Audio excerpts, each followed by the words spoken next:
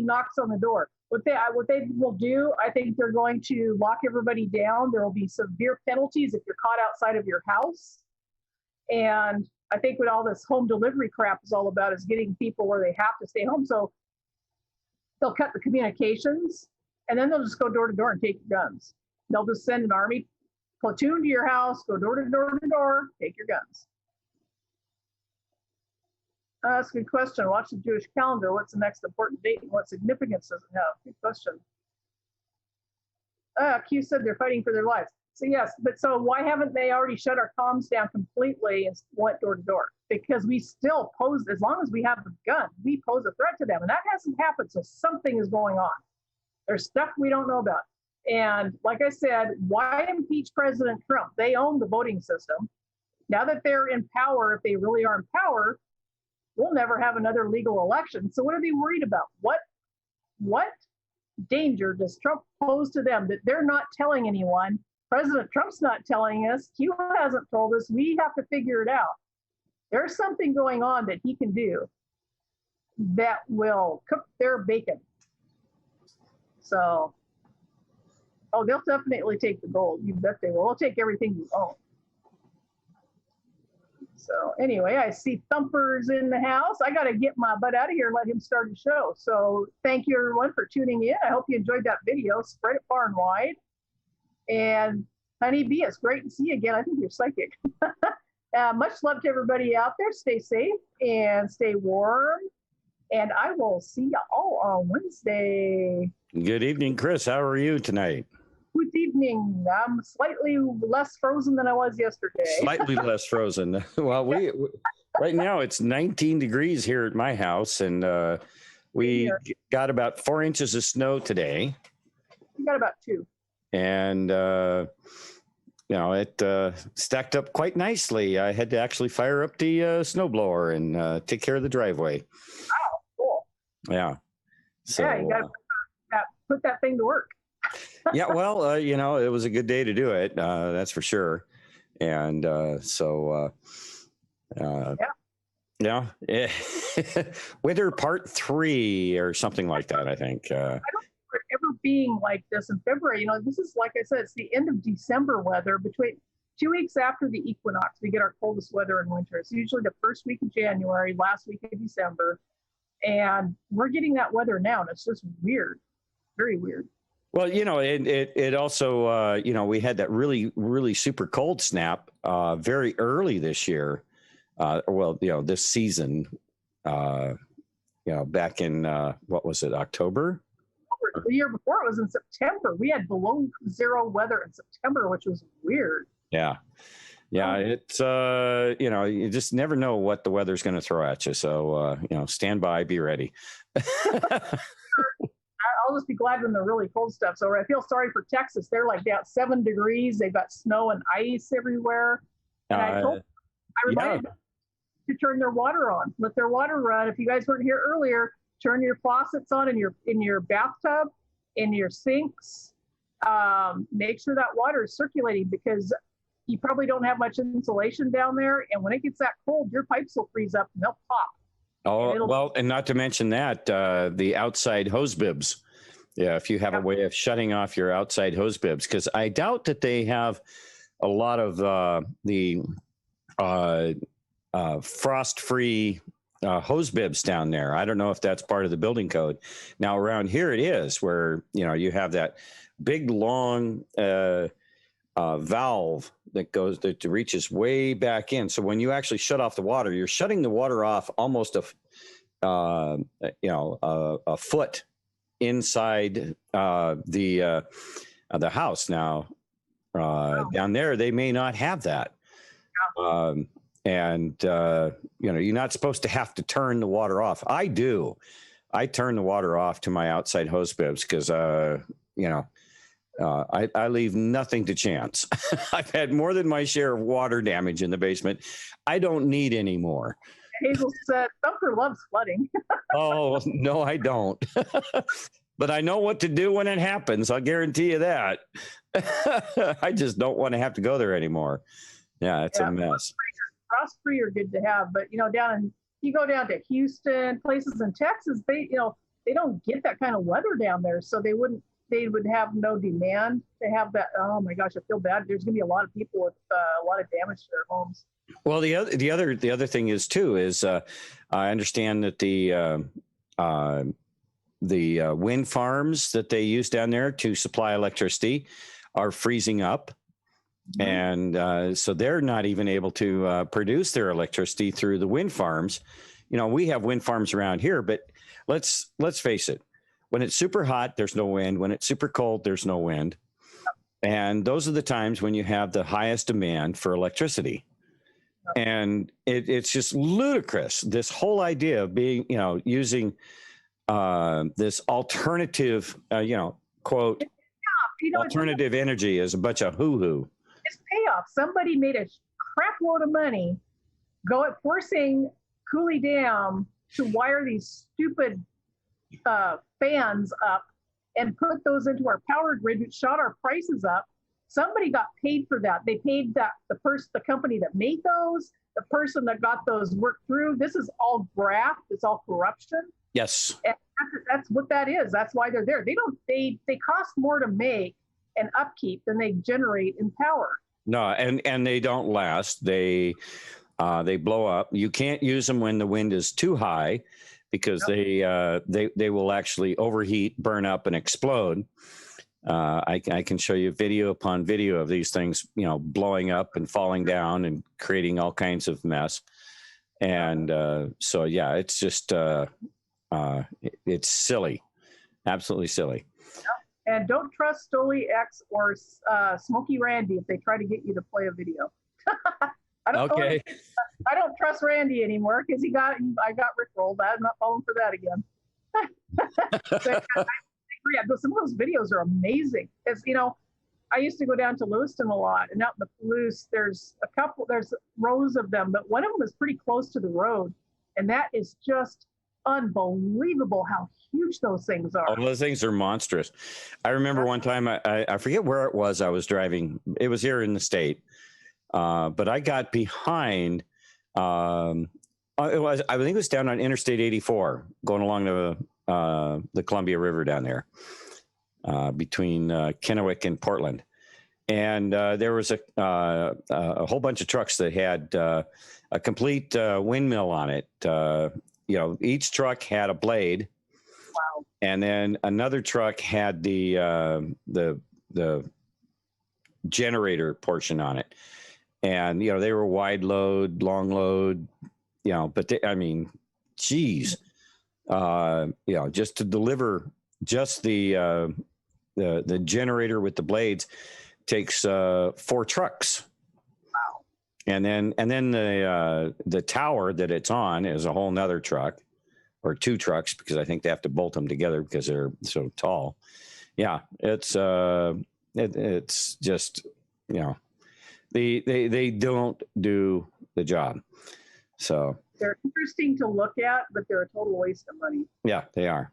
The farmers who lease their land for these things love them because they get paid to have them on the land. Lots of money too. Yeah. So it's crazy. Yep. But we live in a crazy world. We do. Corrupt and crazy. Yep. All right. Well, I'll let you get on your show. Yeah, I'm gonna get things started here, and we're gonna get rolling. Alrighty. All right. So you have a great evening. All right. Stay warm. Well, thanks, you too.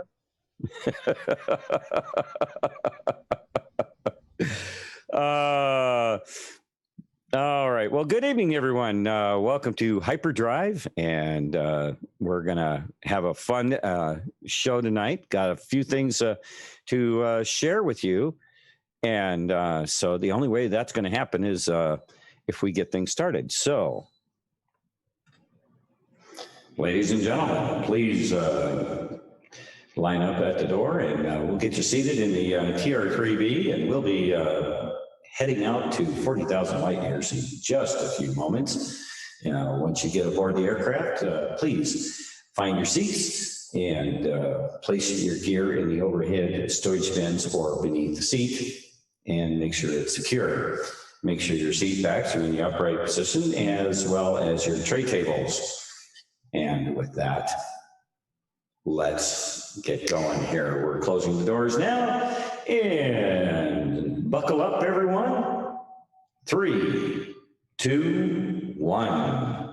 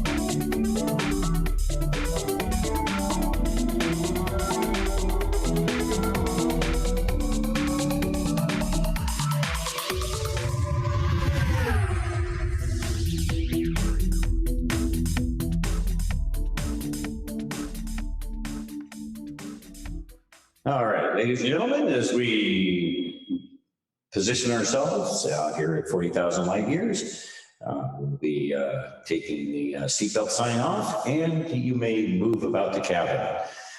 And we want to thank you for all joining with us. Please pay attention to the monitors strategically located at your convenience.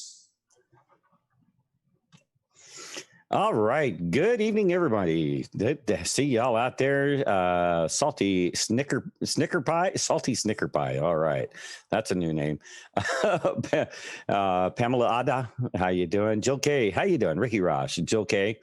And then we have Crafty Fox, Wishful Thinking is out there. Good to see you there.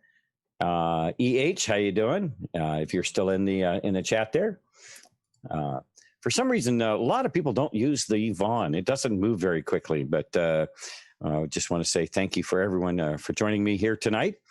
And I've got a lot of great stuff on the stack of interesting subjects for tonight. We're going to have a good time, and we're going to learn some things. I ran across some stuff that, I've been hearing it, talked about. And I never really took a look to see exactly what it was. And I'm going to hold off on telling you what it is, because when I say it, you're going to go, oh, really?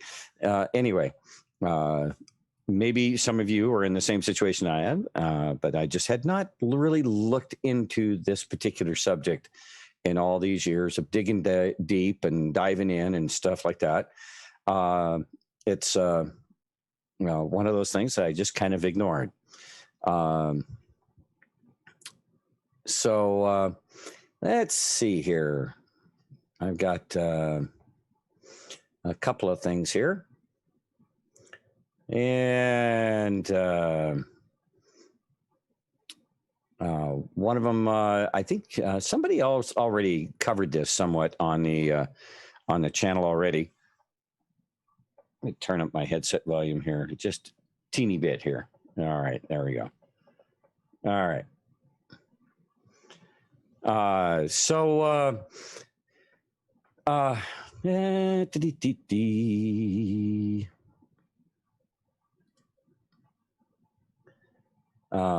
Oh, yes.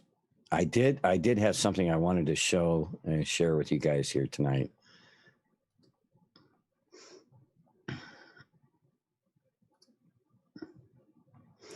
And this is pretty cool. I don't know if anybody has shown it yet. Probably have, but maybe not. So I will share it with you now. I was getting ready for the show tonight, and I was going through a couple of things, doing my my Twitter announcement for tonight's show, and look what I found. Here's a video from the vehicles that were in President Trump's motorcade today as he came past the folks that were having the President's Day gathering there just about a mile up the road from Mar-a-Lago there. And I guess President Trump was coming back from a golf outing. And so he came by the group there, and we were live streaming that this morning, and hopefully you guys saw that. But it was amazing to watch that. They did the video from the street, from the sidewalk. Right Side Broadcasting was doing that, and it just the look on the people's faces in support of President Trump, and what all he's done for the people and everything, absolutely amazing. And so there is the motorcade as they slowed down, and you could see him through the window of the vehicle he was with, and you notice they were moving along at a pretty good pace, and then they came around the police vehicles there and slowed down a lot so that they could wave and say hi to the folks. And this was the vehicle that was following behind that took the video of that. So that was pretty cool. And it's I know that the people there, you could see it in their faces after they passed. They were just so tickled that he did that. And they were there for him. So he did his thing and came by for them. That was pretty awesome. All right. So that's the report on DJT for today. And the whole thing this morning with all the folks that showed up in support of President Trump down there in Florida was absolutely incredible. I thought it was just really, really awesome. And okay, now ran across a couple of different stories, and I thought that we would dive into a couple of these things. This one here, we've all seen the stories out there, and you wonder. There's a reason why there is big fences and Constantine wire and everything all around Washington, D.C. And we're hearing all kinds of weird things going on. They're arresting some of the people in Congress, and they're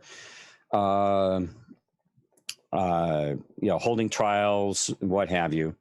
But the other part of the story that seems to be coming out, and I've noticed it in a couple of different places, and I thought, this is hyperdrive, so this is a story, this is a subject that we have covered before on hyperdrive, and this military continues child rescue out of underground tunnels across the globe.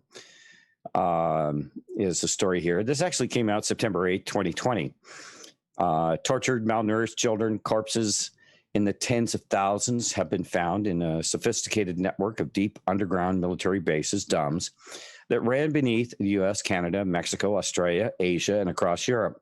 For over a year, U.S. Special Forces have been in training for the rescue missions, which began on October 16th, 2019, with the rescue of over 2,100 caged babies and children beneath the China Lake Navy facility in California.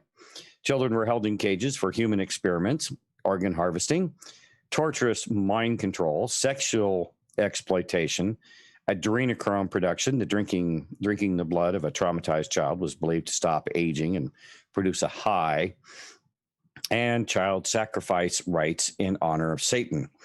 The vast child rescue missions across the globe were headed by President Trump and Pentagon Pedophile Task Force, U.S. Special Forces, and Marines in cooperation with Interpol and various nations' special military forces.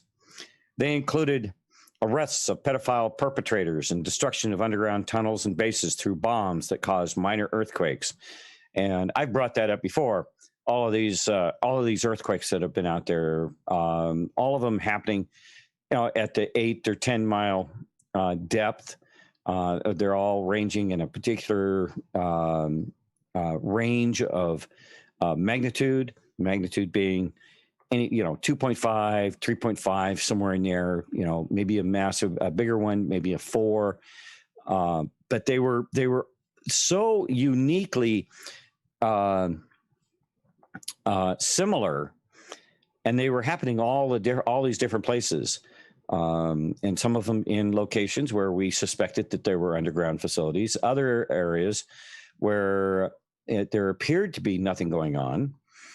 And, and a lot of people would like to say that these earthquakes are just natural tectonic plate disturbances.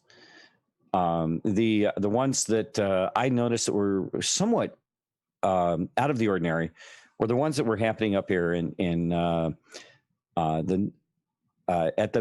basically at the base of the Idaho Panhandle. That section of Idaho, that narrow section. Northern Idaho is fairly well populated, and then you have the section of Idaho that is basically south of Coeur d'Alene, Idaho, going on down almost to Boise, Idaho, where it starts to widen out into the wider section of Idaho. In that area, you'll find places like Sun Valley, Idaho, the big major ski area, and some smaller communities and things like that. You do have over on the interstate that comes down from Montana through Idaho, you have a fair amount, but that's you're getting over into the flatlands. But if you get a little further west, the western portion of Idaho that butts up against Washington State and Oregon is actually very, very mountainous and very, very rugged and not very well populated. But there were a lot of these earthquakes that were happening in those areas. And I found that very, very odd. Now, that could be explained by the earthquakes and the ground movement in those areas could be explained by the Yellowstone caldera, the super volcano that we know is Yellowstone National Park. It is a super volcano, and there's supposedly this massive pocket of magma and everything that's fairly close to the surface, which causes all of the geothermal activity there at Yellowstone National Park. And there's always rumblings and different things going on in that section of Wyoming, which is, that Yellowstone is in the northwest corner of Wyoming. It actually, the boundaries of the park actually go into both Montana and Idaho. Very, very little, but that whole area there is. It's not hard to believe that there's, a lot of geological activity in that area because of just what we see at Yellowstone National Park. However, there were still these minor earthquakes and everything were still at a very consistent depth, 8.5, 10 miles. And we've talked about it on the show here many times. And it's been my suspicion that we were utilizing underground explosives of whatever kind to shut down these underground bases, these deep underground bases, and or the tunnel systems that connect them. And we've talked about that on the show here as well. These underground bases are all connected in one way or another through different tunnel systems and stuff like that. And and we've talked about the boring machines, these massive boring machines and stuff. And we've had Gene on the show. He co-hosted here for quite a while, but he's been working with Rick over Blessed to Teach, and is still doing decodes over there. And and he sends me different information on stuff that he's doing and stuff. And so I been paying attention, but so much other stuff is going on, and I hate to get stuck in a particular topic. I like to keep it moving around. I like you guys to tune up hyperdrive and go, okay, what's Stumper going to do tonight on hyperdrive? We could be doing the IRS and all of that, or we could be doing space aliens, or we could be doing underground tunnels. And I like to keep it moving around. It's more fun that way, and we don't get stuck on a particular subject or not. Not that I wouldn't like to dig deeper into some of these subjects, but we'd be spending 2 or 3 weeks doing 4 or 5 shows on the same subject. So I like to keep it moving around. Anyway, the vast child rescue missions across the globe were headed by President Trump. They included arrests of pedophile perpetrators and the destruction of underground tunnels and bases through bombs that caused minor earthquakes. On Sunday, 6 September, a huge tunnel in the Philippines was destroyed, accompanied by an earthquake. The infamous pedophile, Jeffrey Epstein's sidekick, Ghislaine Maxwell, has been testifying in order to save her own life against global government leaders, royals, and corporate heads involved in the global tunnel network. This has resulted in thousands being arrested around the world for treason, pedophilia, child trafficking, money laundering, obstruction of justice. Children continue to be rescued globally, as Maxwell has given up info on where they have been held, abused, and ritually killed. It was believed that since at least the end of World War II, the DUMBs had been financed, built, and run by members of the Illuminati, deep state, or cabal using U.S. taxpayer dollars funneled through a CIA black budget. Although deeper tunnels were found to exist that were ancient in origin, DUMBs Part 2 is, it goes on here. And we'll get back to that. There's a link here to DUMBs across the United States. Let's take a look at this link here. And wait a minute, let's do this a different way.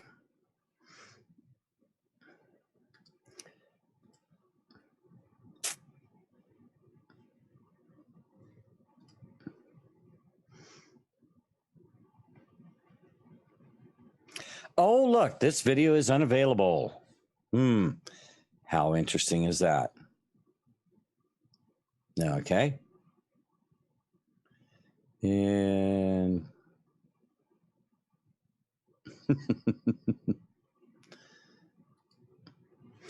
interesting. Over 50,000 traumatized or deceased children have been recovered from underground tunnels running beneath U.S. cities.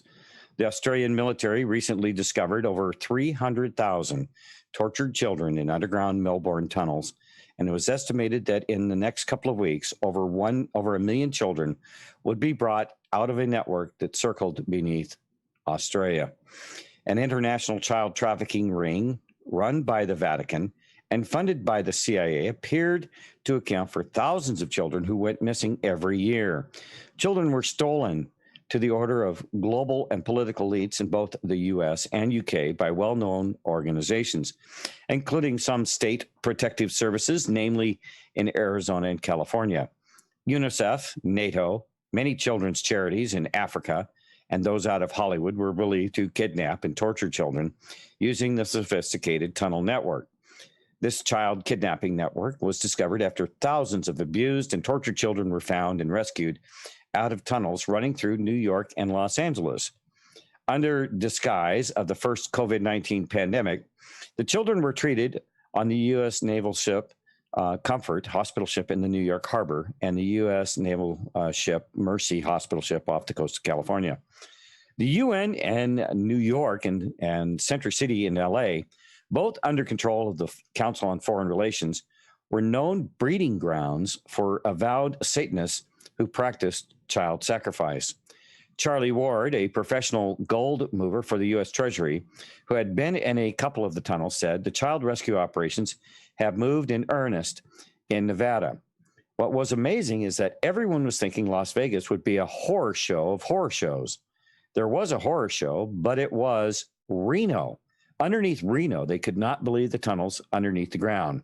The Dumbs, this last one in Reno, and we're only talking 7 days ago, and this was back in September when they dropped this article, recorded on 17 May of 2020. The cabal knows this is coming down, so the bulk of children found in the tunnels under Reno were dead. Not only dead, folks, they were mangled. They've had to go through what they're trying to do DNA testing to get the pieces back in order, which piece belongs to which other torso. It's absolutely horrific. Special ops went into Melbourne and found another layer beneath an already enormous tunnel system. The second tunnel started in Sydney and went in a web-like ring around Australia with a big central line running towards Ayers Rock. One night, 9 p.m. to 6 or 7 a.m., there were reported explosions like earthquakes every 2 or 3 seconds at Ayers. Charlie Freak said when the American Marines first arrived, they went to New Zealand. They brought the Army Corps of Engineers with them. They're giving tips and different things to help people being underground.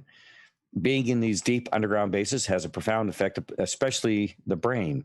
So you begin to see things, false positives, false negatives that are there, and you begin to dismiss things that are there. So it's very confusing down in these tunnels. They have to make sure they're not shooting at one another. You can lose your bearings underground so quickly. So when the Americans went there and they were training the Aussies to be able to do this for themselves, they found a vast tunnel network that went almost around Australia. And then the Marines moved on. So the Aussies are doing this. What happened is they went into Melbourne. They found another layer beneath this enormous tunnel system in Australia. They started in Sydney. They described it to us. Think arachnid. It's a web, and it was below. This one goes all the way. Wow. All they do is dig. By the way, that's why the dependency on oil and gas, because it's a cover for being constantly underground. Excuse me, so I get a drink.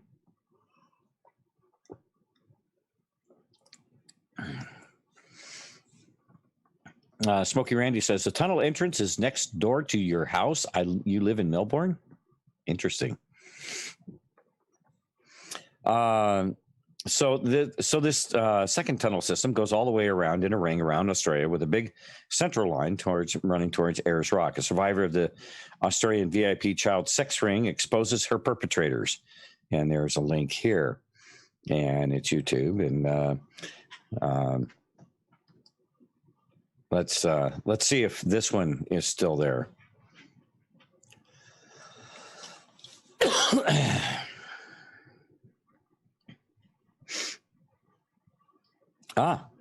Again, YouTube has decided that this video is not appropriate for you, and you can't see it here anymore. Oh, nice. All right. A 3 September military report on cleanup of the tunnel network, dumb clearance in Australia was estimated at 15%, with massive work still to be done. New Zealand was at 15%, with newly discovered tunnels.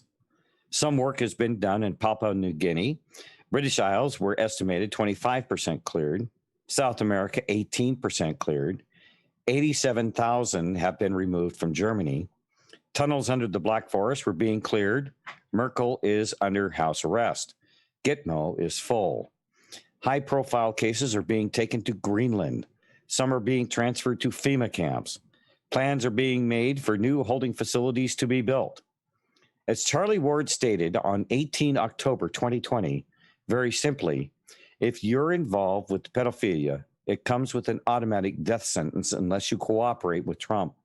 If you cooperate with Trump, you'll get a minimum of a life sentence. You step out of line, it goes back to death penalty. And he's aware of every single one of them. And every single one of them will be arrested, and they will be given the choice.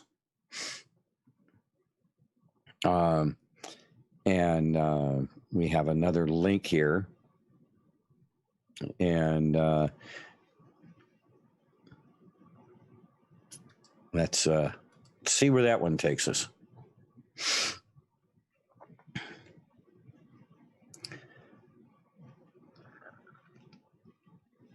And let's see here. This is a little bit different article. It kind of starts off the same, has, it talks about some of the tunnels lay beneath the Vatican, with many reported to be several stories deep, like the one beneath the Denver airport. We've looked into that. And, October 16, 2019, is the, they're doing the story on the China Lake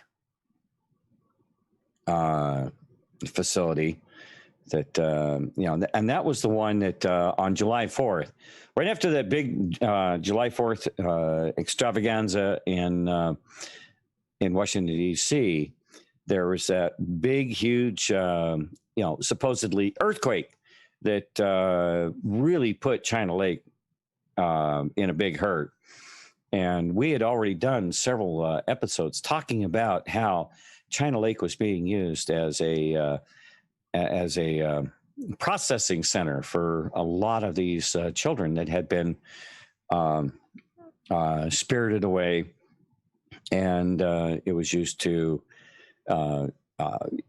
just all kinds of horrific things happened to these children, and it was just a major processing center. And the and then also you'll notice that Oregon, Portland, and different places along in Oregon seem to have a lot of things going on in that area as well. And you look back to last summer with the forest fires and all of the things that were happening in Oregon. You have to kind of take a look at that and go, what the heck is going on here? And so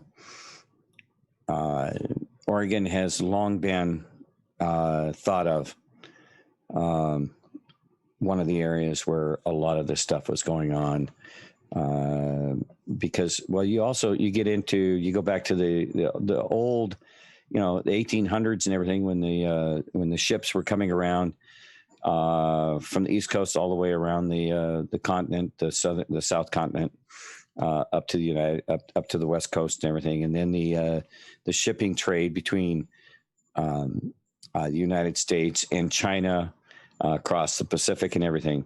The idea of being shanghaied out of San Francisco or Portland or Seattle was pretty prevalent. Okay.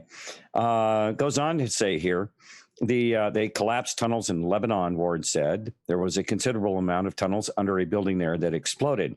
I've learned an awful lot about these tunnels, and I have actually been inside some of these tunnels in my work, because they store a huge amount of gold and cash in these tunnels. The ones I've been in were 200 meters below ground level. The width of the tunnels would be 30 to 40 feet. The height would be 15 to 20 feet. There was electric golf buggies riding around down there like it was a main road. 40 kilometers, 30 kilometers of roads down there, shops down there, living quarters down there, storage facilities, safes, everything down there. And this was in just the two that I visited. I think the process has been, from what I understand, once they've removed the women and children that were stored down there, they were removing the tunnel so nothing can ever be done there again. Ward has personally been inside two dumps that were crammed with cash, gold, and valuables. He was part of a team that was moving gold, cash, and valuables around the world for the United States government to back a revaluation of currencies in a global currency reset about to take place. Dr. Ward related that in March of 2020, during the child rescue mission at the Vatican, they arrested the Pope. Some of Ward's security team watched the arrest. He said that 650 plane loads of gold, cash, and documents were flown out of the Vatican to Fort Knox. He regularly used specially trained teams to move money, and his teams had been hired to clear out the Vatican of its stolen treasure. Goes on to say here, I don't think normal people have any idea or any concept as to how many children disappear every single year. And I'm going to sicken you right now. People that we trusted, organizations that we trusted during times of tragedy were involved, such as Hurricane Katrina, where lots of people went missing. They were basically stolen by organizations that we trust to look after us in a time of trouble. Those kids were trafficked. That's pretty damn disgusting. In times of war, the wars in Afghanistan, Syria, Libya, the amount of children that were stolen from those countries is unbelievable. So that the families think that they've died, and they haven't. They've been stolen. And this is a world that, don't take my word for it, go and do some homework, because it's absolutely disgusting. And we've traveled down those roads. Bev Frazier says, no sound? You should have sound. Should be no reason why you shouldn't have any sound. Is everybody else getting this 5 of 5? Let me know. We'll check it out. Okay, if there's something I can do on my side, but it might be just your connection. Smokey Randy says, is this Charlie Ward? I think they are talking about Charlie Ward. And okay, everybody's gotten 5 by 5. All right. Very cool. I don't know. I'm not a huge Charlie Ward fan. And so,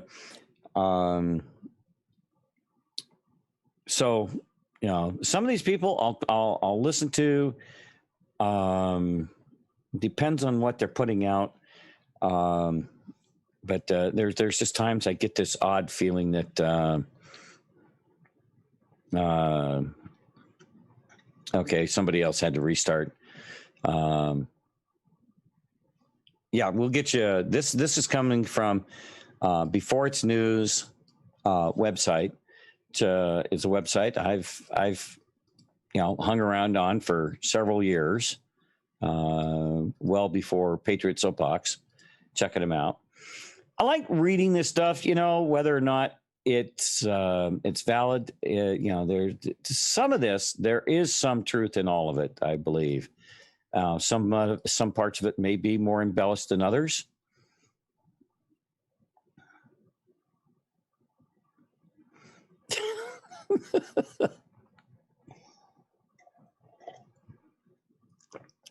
So, yeah, beforeitsnews.com. Thank you, Hazel. And you'll start to wake up to what Donald Trump is actually doing when he's draining the swamp. I don't think a lot of people have any idea how dirty that swamp is, how contaminated it is. And when you wake up to what he's actually doing, it doesn't matter if he has funny hair. It doesn't matter if he does funny tweets. If he gets rid of one pedophile gang, saves one woman and a child from being trafficked, he's doing a good job. He's saved thousands and thousands of children and families, yet there's nothing in the mainstream media. They should be ashamed of themselves, totally ashamed. It's disgusting. And I would have to agree to that. However, if they want this stuff in the mainstream media, why are we not getting more specific information? That information could be released out here to us. Okay. And we're going to cover it. However, it's not. We're getting it like this. If it was the mainstream media, they, some video, some pictures with verifiable facts and data, pictures of these of the actual tunnels, not stock photos that have been out there for years. Okay, I do get a little upset when there's a whole new DUMS report and stuff like that. However, it comes with basically stock footage of different photos from supposedly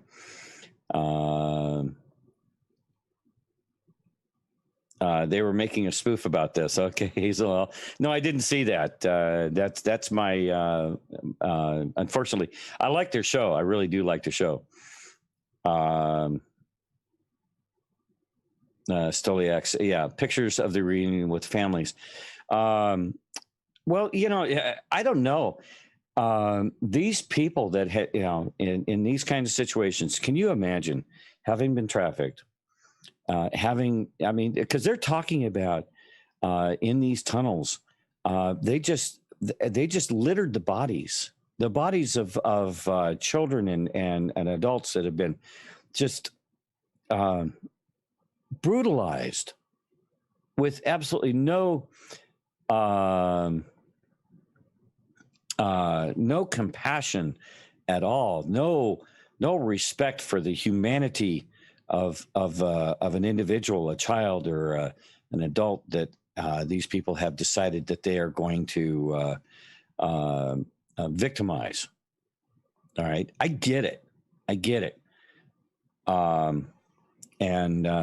So I did come out. This video was uploaded January 8th of 2020. And it's a decode from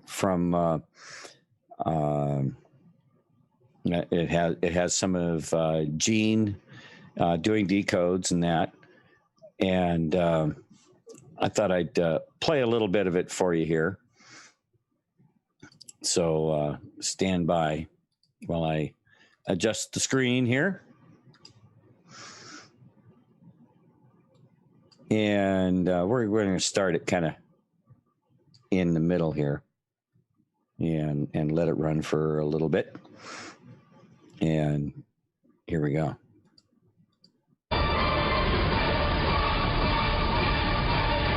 She breaks into bouts of very vulgar or, like Tourette's syndrome and that kind of thing. Now, having said all this, why aren't I 50 points ahead, you might ask? Well, the choice for working families has never been clearer. I need your help to get Donald Trump's record out to everybody. Once stage 2 runs its course, at stage 2, when they're doing those out. Now, what Gene is describing here is Kuru. Now, we've all heard about the Kuru, and it's because they eat, they consume the brain matter of some of these trafficked individuals. From what we've been told and people have presented as information out here. And so he's describing the symptoms of Kuru, which, a lot of people were talking about was part of Hillary's. Hillary's got a lot of problems, but, I guess that's one of them. All right. So just to kind of give you some context of what he's talking about here. Breaks and things. If you get fluids, they touch you, spit on you, fluids from their skin get on you. If they touch you and they're sweating heavily, they are contagious. the end of stage 2 is death. They collapse. They can be rescued from that condition if you act quickly, just like in a normal medical situation. They rush her to Chelsea's in this point, and they then do some terrible things with children and provide them a thing on their back that then gives some of that stuff that they take from children and drain out her necrotic stuff. The 2 scientists that gave their lives for all of the people in the front range, they did a tactical nuke and took out that facility that had a dead man switch. That's what they call that, because these evil people will not go down without a fight. They will take us all with them. They'll burn this world down and kill all of us with them, because if they can't have it, no one will have it, including us. That's why I'm here. That's why I have been called by God, and God gave me this chance, and I stand by God and my service to him, this country, and humanity. Thank you, God, and I'm glad and honored to be of service to all those here, so thank you. You can see here the tunnels, Area 51 over here, government underground facilities. Classified planning program will cost $68 billion in 2017. And then on that, Rick, we went into the budget, the black budget. The black budget and our GMP is 1/4 of this goes to these black projects. The dumb is 10% of that black budget. There's another huge sinkhole that we haven't gone into yet, where they're taking massive amounts of money. These dumps currently are running, as you see the budget there. That's not the full amount. That's our huge taxes. And as in the comments, the crew, that's why you see the fires, because when those people are infected at stage 2, if you don't burn them, that is spreadable. So think about the fact if those people died down there and you can see fires coming out of those storm hole covers, the same thing could have happened with what they were infected with. Thank God for our military and our special forces leading the charge to save all of us, especially you out in California now. They're saving your lives. We're having some really strange earthquakes lately. This is the western United States. A lot of really strange 1.0, 1.5 earthquakes not being registered on any Richter scale. The USGS refuses to talk about it. And also IRIS refuses to talk about it. Here's China Lake Naval Station in California. This is California. Lake Tahoe, Mount Lassen, Mount Shasta, Eureka, which has old volcanic tubes big enough to drive a Volkswagen Bug 30, 40 miles down those tubes. Been down in them. So here's China Lake. Apparently they're trying to create earthquakes along Mono Lake, Lake Tahoe, up to Mount Lassen, and across to Eureka. We had earthquake on December 26th and December 25th, but we've had a lot of 1.0 earthquakes lately here in Seattle. Now here is California, and we've had San Francisco, here's California, Visalia, Fresno, down towards China Lake. We know about the main China Lake earthquake, which is up in here, but it also caused a lot of earthquakes here. You notice we had a lot of large registered earthquakes here. And then here's Baja California, China Lake, but they're not showing large earthquakes there. In other words, even Naval Air Weapons Station at China Lake. And if you look at the photographs, you'll notice in the photographs, there's an awful lot of parking, and an awful lot of parking and not very many buildings, and it's mostly down in here. So China Lake is mostly an underground base. Now, why are they trying to do this? Why would they hide these earthquakes and not show the rest of them? That's a drill, humongous drill. Some of these high-speed tunnels with high-speed trains. Those look like some type of, look at how many of those. There's like 4 entrances there. Or I don't know if there's vents as well. That's water there, right? Mm-hmm. Yes, sir, and that is a Coast Guard ship. Mm-hmm. They also have submarine canals coming in off Point Maguna, as I said last night in the decode. That's a maglev train. The trains sit on a cushion of magnetism that the electrical magnetic forces pull it forward at those vast speeds. And it's also encompassed an electromagnetic field so it doesn't feel the G-force, which is very high tech, and that's how it moves. and those tunnels are also desiccated so that not desiccated, but it's mostly a vacuum, so they don't feel a vacuum. Like right here is obviously Navy vessels coming in, right? Yes, sir. Those are some of the big Navy vessels coming up, and you can they do have ones that take full container ships up. 25-ton blast doors. Yep. But this gives you an idea of just some of the pictures that we have. And you saw some of the highways there that the truckers drive that go throughout the entire United States. The high-speed trains don't hit full speed on the Northern American continent. It's only when they go intercontinental that they go to the extreme high speeds. So, getting from D.C. to California would take no difference in time as D.C. to Tokyo. Unholy Six base, that, Lucifer's the top of that, and that's his unholy six below him. That's where he stays when he's here with his demonic empire.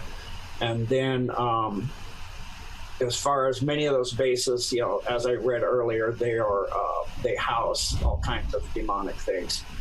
Yeah, so it's important, right? Ephesians 6:12, and put on the armor of God we talk about, because for our struggle is not against flesh and blood, but against the rulers, against the authorities, against the powers of the dark world, and against the spiritual forces of evil in the heavenly realms.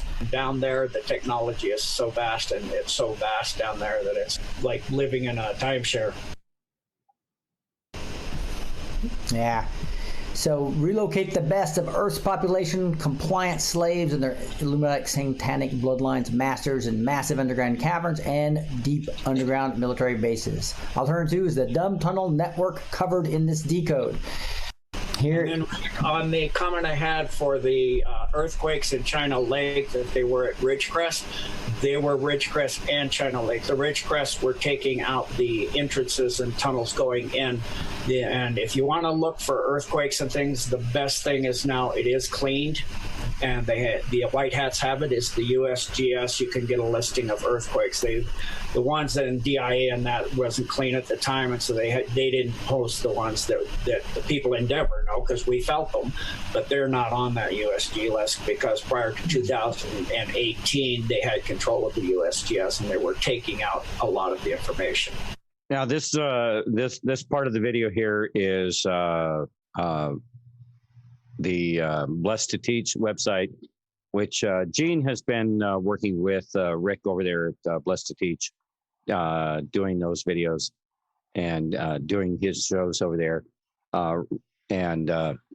When Gene was coming on Hyperdrive here with us, he was doing both shows. He was doing Hyperdrive with me, and he was also doing over there with Rick at Blessed to Teach. And it was getting to, he was getting a lot of attention and a huge amount of demand. And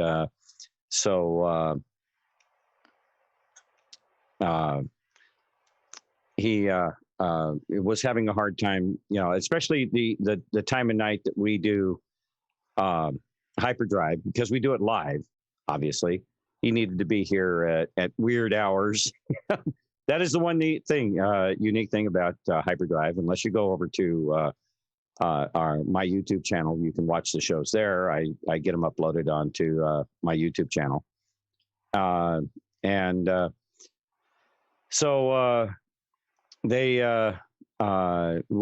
Gene just kind of started doing his thing over there at Blessed to Teach, and I still get a lot of emails from Gene, and he drops stuff to me all the time.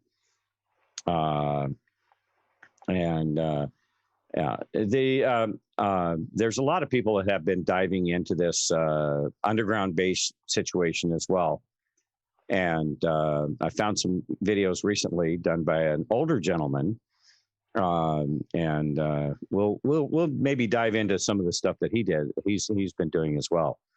But it's still there's no, there's circumstantial evidence that this is what's happening. I would like to see more substantial, real evidence of what's going on, because it just there's so much disinformation out there. that it is difficult to be putting out this kind of information, and it's I would like to I'd like to see some more some substantial evidence, real evidence of what's really going on. So much of what we cover, we're covering it. A little bit of information here, a little bit of information there, and it's kind of like uncovering the Organic Act of 1871 and the corporation, and all of these things. You need so many different pieces of the puzzle to put it together. There's very difficult. It's very difficult. Let's just the corporation that the municipal corporation that everybody is more or less tuned into. However, the only way to really prove it is to go through the IRS stuff, because in the IRS stuff, if you start looking at it and comparing it to the other parts of it, they couldn't do it. They couldn't do the IRS. They couldn't have the regulations and the written the way they are if they weren't admitting that there was a municipal corporation that was actually running our government and had taken over our government. So thank you, Tennessee Walker, for putting out my YouTube channel there. Appreciate it. And I appreciate all you folks that go over there and watch the videos. The last couple of shows have gotten a tremendous amount of viewership, and so I appreciate all of you that get over there and take a look. So anyway, let's get into a little bit more of this here. All right, here's a website showing 140 dumb bases exist, and they employ perhaps 200,000 people. All right, so you can see. On that, Rick, people ask, how can we not know with all these people? A lot of them never come up. A lot of them have just the disclosure statements that they signed, like you see with Phil Schneider, who was murdered for telling about this. Now, this is an interesting thing. I think I've heard the name, but I never really knew much about this guy. He's working as a government geologist. He accrued 17 years of experience, which he had been involved in U.S. government black projects. Eventually gaining a level 3 security clearance, and they have Rhyolite 38, Phil was authorized to report directly to one of 3 individuals.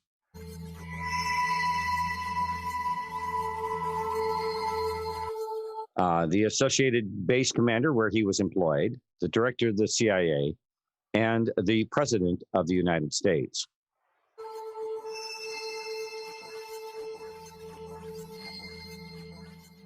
It's my honor to introduce the next speaker. I met Phil over the telephone approximately 3 years ago, and in person about 2 years ago. And during that period of time, I became very well acquainted with him. He was, at that time, still working for the government, and he didn't say much about what he did. But nonetheless, over a period of time, I became well acquainted with him. I found him to be a person of integrity and honesty. And about 1 year ago, he became totally fed up with the New World Order and the establishment. He thought he was working for the betterment of mankind and the work that he was doing as a geologist for our government, as well as for NATO. And he found out that it could be and was actually anything but that. So his revelations became, in many respects, my revelations. And I urged him last winter and spring to go public and lecture. Finally got him out. He's given over 30 lectures to date, all very successful, very interesting. In fact, so successful, there have been 13 attempts on his life since the beginning of the year. And he survived them all. All I can say is God must be protecting him because he has a message. So without further ado, I would like to introduce Mr. Phil Schneider, and understand also everything is being recorded and the video and audio tapes will be available later. Please give a warm welcome to Phil Schneider.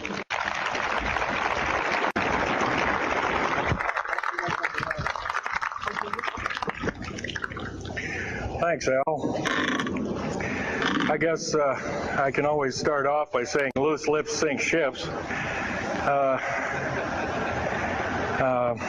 That's almost a pun anymore. I'm Phil Schneider. I worked 17 years for the United States government as a geologist and aerospace engineer, as well as a structural engineer. I worked for such elusive occupations with Morrison Knudsen, Bechtel, Page and Page, Aerospatiale of France, and a host of other EG&G and a host of other Los Alamos Laboratory and these kind of things.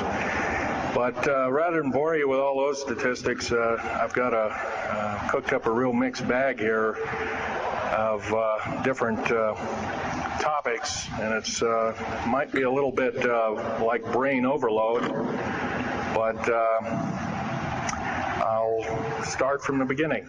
Now, like I said, I worked 17 years, co-invented methods of shape charge blasting as well as laser rock deflagration, which means rock is literally melted or powdered by a special maser laser combination, and the residue of the rock underneath is applied as a coating, as a liquid coating, kind of like instant agate, if you could imagine a hunk of agate, which is a hard silica mineral, rock actually. And what they're describing there is these underground boring machines, TBMs, tunnel boring machines. What they do is as they grind away the rock or the substrata in front of the machine, that loosened soil, rock, whatever, is then melted into a hard, molten rock, and then it is then applied to the inside of the tunnel as a liner, so to speak, which is a very effective way, as they describe here, to shore up the tunnel. All right, basically creates a solid, as he was saying, an agate type of material that lines the inside of these tunnels to give more structural integrity to the tunnel. And it's I'm not one to say that they can't do it. When you look at all the different technologies out there, and you look at some of the TBMs that we actually have pictures of, these things are massive, and they've been used to build many of the these large tunnels. I mean, the channel that goes between England and the continent was done with a TBM, and you can imagine, how they have to drill through these things, and they have to shore them up, and especially when you're going underneath a large body of water like that, where you have tremendous forces being applied from just the weight of the water on top. And so you have to go deep enough underneath the bottom layer of water, so you have enough soil or ground rock or whatever that can support the weight of that of all that water and pressure and everything. Incredible feats of engineering goes into these things. So I'm not surprised. And they're talking about these TBMs being nuclear powered as well, which means that they have incredible amounts of energy that they can use to heat and provide for the operation of the TBM, to heat the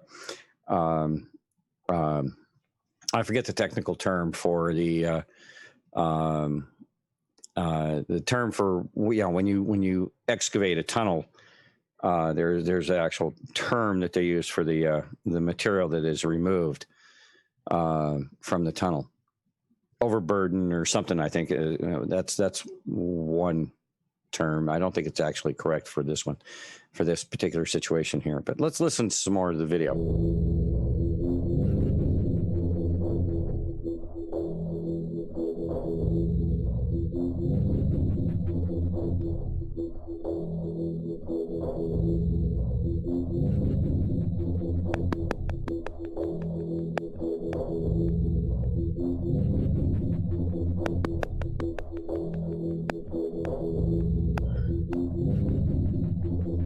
Now, that is one massive machine. Look at that thing. That is one humongous machine. And that's an actual photo. I'll take the, there's proof. There's proof that these things exist. Incredible technology there. They have to build them on site pretty much.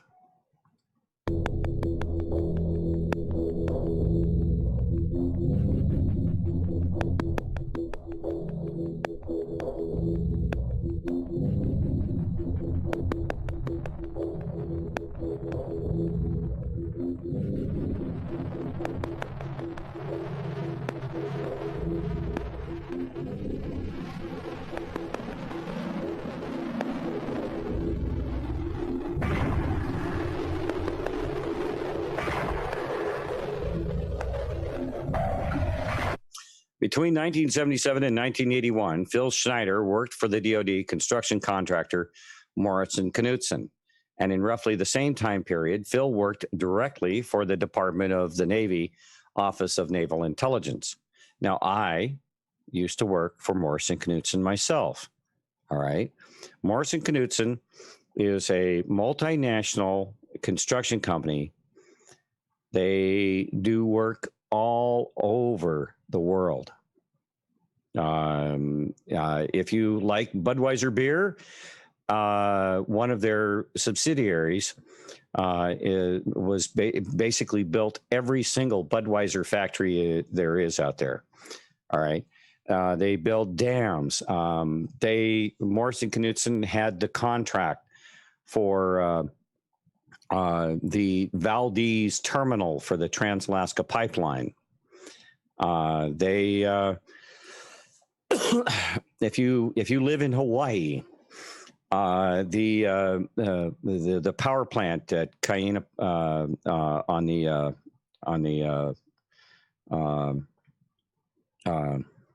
Waianae coast of the main island of Oahu, that was built by Morrison Knudsen. Morrison Knudsen, if you've ever flown in and out of Hawaii, the Reef Runway there at the Honolulu International Airport, that was built by Morrison Knudsen. There's a big housing area just inside the crater, inside Aluumanu crater, which separates Pearl City from Honolulu, right there, almost next door to the Aloha Stadium there in Honolulu. The housing project there was built by Morrison Knudsen. I worked on that project. So much of the North Slope oil field was built by Morrison Knudsen and some of their subcontractors. Morrison Knudsen is they jobs all over the world, literally all over the world. They're a massive company, but they also have a railroad division that works out of Boise, Idaho. Their home is in Boise, Idaho. That's their main offices are in Boise, Idaho. And this outfit has been around for a long time. And my dad worked for them. He was a project business manager for them on the Trans-Alaska Pipeline. And he was the business manager for Alaska, and he was the business manager for the projects there in Hawaii as well. And yeah, I'm very familiar with Morrison Knudsen. They're big. They're multinational. They do a lot of stuff. So I'm not surprised that they would be involved in this. Their railroad division, interestingly enough, is quite extensive as well. It operates out of just outside of Boise, Idaho there, and rebuilding and refurbishing diesel trains and stuff like that. So their mechanical division is quite large as well. So when you start talking about some of this high-tech stuff, it doesn't surprise me at all that Morris Knudsen is, has been part of that. All right, so let's keep going here.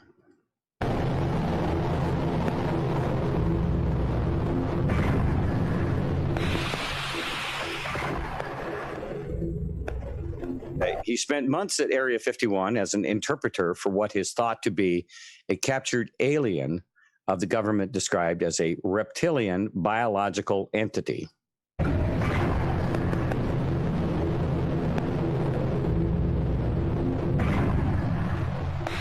Phil was involved in the construction and analyzing of the rock boring and the boring of 1 to 3 mile underground shafts into the earth for the purpose of building underground facilities, deep underground military bases, DUMBs, with locations including Russia, Vietnam, New Guinea, Saudi Arabia, and the United States.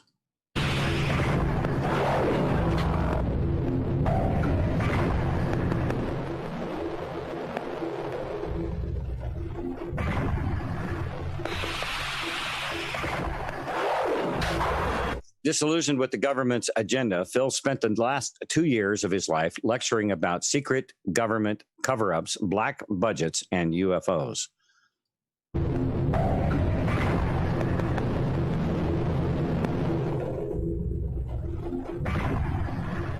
Although never able to prove his allegations, Phil had exponentially raised the knowledge and awareness of the true government and their obvious connection to the ET phenomenon.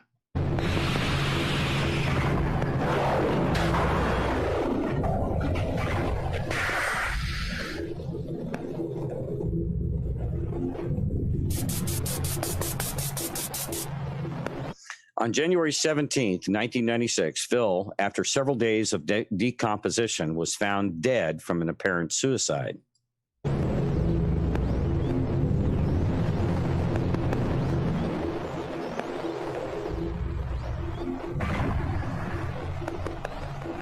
Along with a detective from the Clackamas County Sheriff's Office, Phil was found by Al Pratt, a member who had been leading Bible study groups, which Phil had taken part in.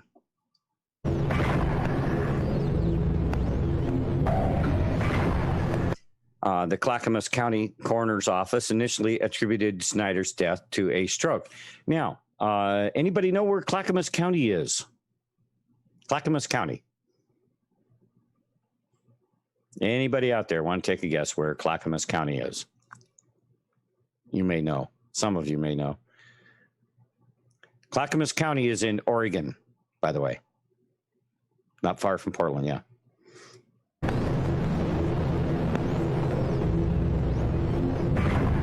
However, in the following days, inconsistencies about his death began to surface, which seemed to clearly indicate that Phil had not died from a stroke, but in fact had been murdered. I'm going to turn down the volume. You don't need all that noise in the background there. Cynthia Dreyer, Phil's wife, had received a call from the Clackamas County detectives that the funeral director had found something around Phil's neck.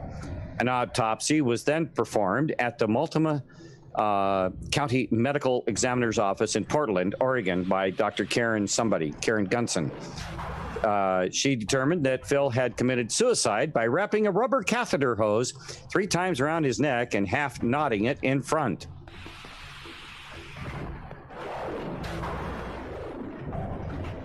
And as you can see here, here's the death certificate, and there's apparently some pictures of what they found in the report. There was no suicide note. Hit the notes here. Phil always told his friends and relatives that if he ever committed suicide, you would know that he had been murdered. Phil felt that he and his family were being threatened and were in danger because of his lectures. All of his lecture materials, alien metals, higher math books, UFO photographs from Operation Crossroad, notes for his alien agenda book were missing. They'll not only kill them, they'll kill their families. And so they have a lot to lose by coming forward and talking about these things.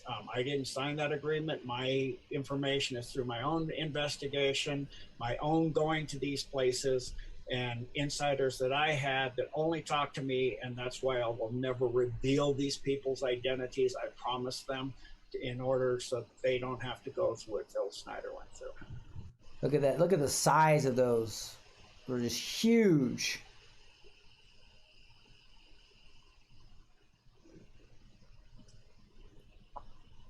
That's a truck driver going through.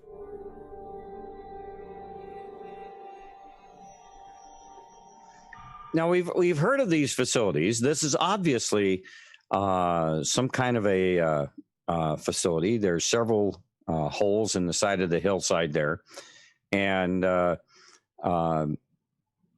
there was one that we investigated or featured on Hyperdrive here quite a while back, where it's actually they've created a mall out of this.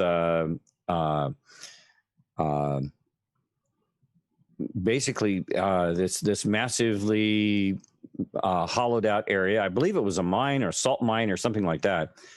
And this looks suspiciously similar to that. I forget what city it's around, but it's in the central part of the country, maybe around Kansas City or something like that. Anyway, take a look at this. This is extraordinary, but this gives you an idea of, the ability that we have of, creating large spaces underground that, we're not talking little tiny tunnels here, folks. We're talking massive tunnels.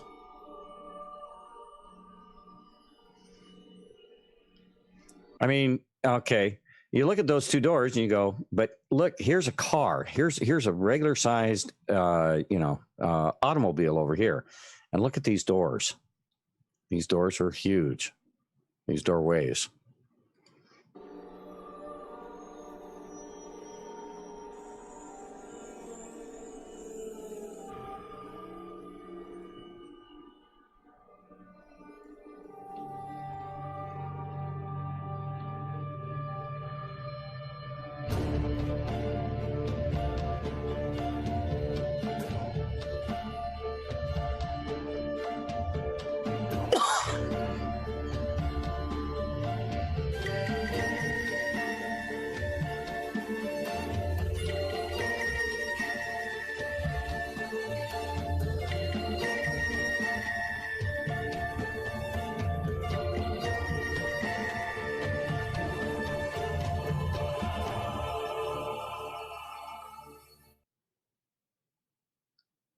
Okay, so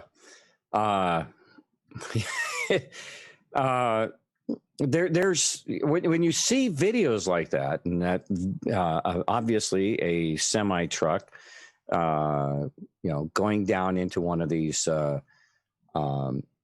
labyrinths, as you saw there, that was quite extensive, and the concept of these facilities being massive in size, where hundreds of large trucks can move about in there freely. All right, and Gene described some things that he saw in Hawaii. As a matter of fact, things that he specifically saw. He was stationed in Hawaii. And that was one of the things when Gene and I were talking, we had been in the same place at the same time. He was with the submarine guys over at Pearl Harbor, while I was stationed over at Barbers Point Naval Air Station.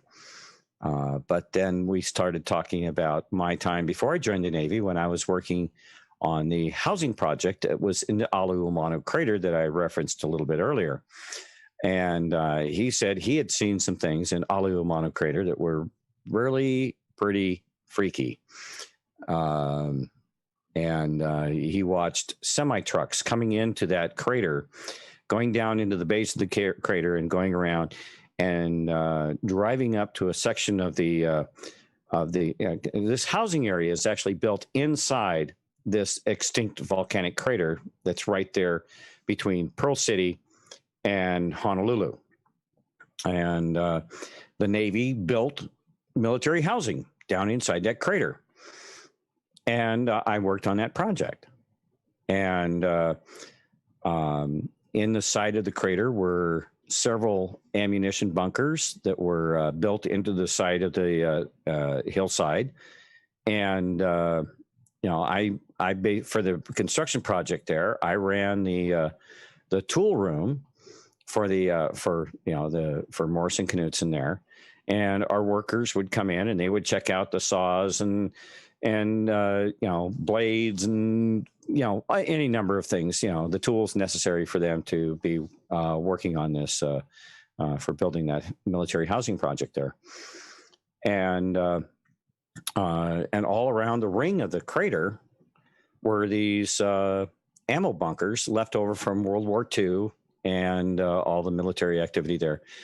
And as a result, there was I was told that some of those bunkers that we didn't use, it was an empty one. It went back maybe about 100 feet, and it was kind of a Quonset hut shaped tunnel into the side of the crater, and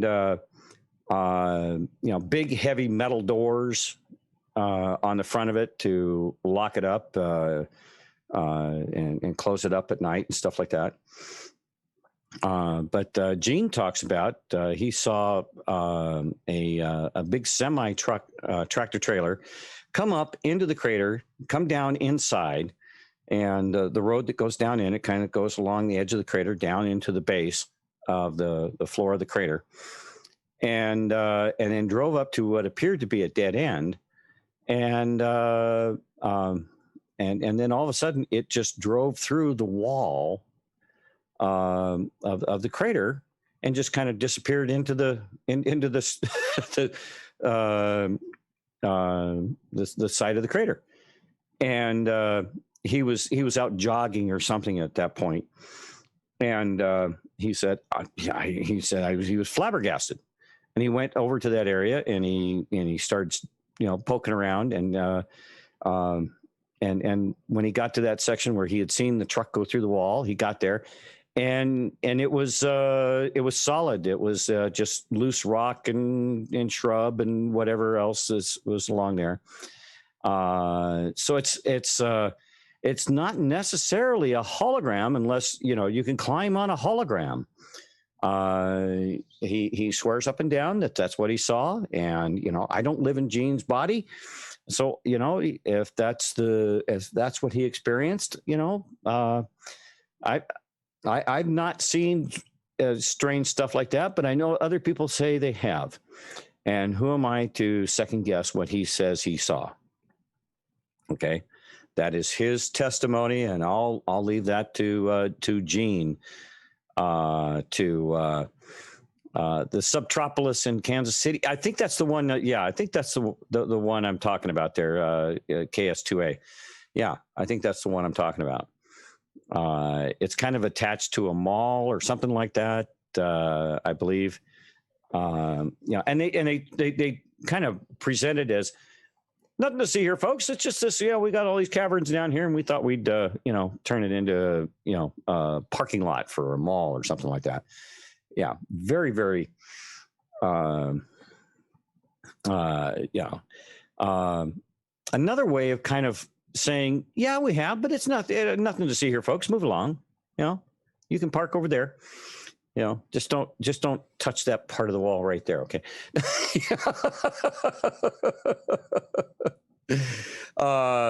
And we do know that these children have been spirited away. Hundreds of thousands of children over the years. When we have 800,000 children a year go missing just from the United States through any number of things. The whole child welfare program has basically been corrupted to provide for feeding children, filtering children into the satanic underground child trafficking networks. When you're moving 800,000 children a year, when you start talking about places like China Lake dealing with, 300, 400 children in a batch, okay, and terrorizing them, traumatizing them, doing any number of just vile, evil things to these children. When you start analyzing the numbers, it does tend to add up, and very, very disturbing. All right. And now another video that came across my screen here the other day, I thought this was kind of interesting. I guess they're going to be making a new movie. And this movie is basically, from what I get from this, it is it's a movie about Corey Good's experience when he starts talking about the 20 and Back program. And there's been other people that have talked about the 20 and Back program. And basically, for those of you that may not be familiar with this particular subject, it's part of a program that they called My Lab, and Jordan Sather has talked about this. He likes to follow the alien stuff. Bill Tompkins talked about the My Lab and Solar Warden programs and things like that. And then Corey Goode came out as a whistleblower to the secret space program and all that, and he was describing what they called the 20 and Back, and that's where they would identify children at a very early age. Again, we're talking about children being identified and brought into some of these programs because of abilities and or particular attributes and talents that these children had. And Corey Goode describes himself as an empath, so to speak, and they identified that in him. And he was thus, at a very early age, brought into the My Lab program and went through a tremendous amount of training and different things, and then went into the 20 and Back, where he would sign up and do a 20-year stint in this program. And after 20 years, what would happen is they would take these individuals as they exited from the program. They would age regress them. They would wipe their memories, and then take them and put them back into the timeline back when they were a child. The Montauk Boys, yeah, heard of them, yeah.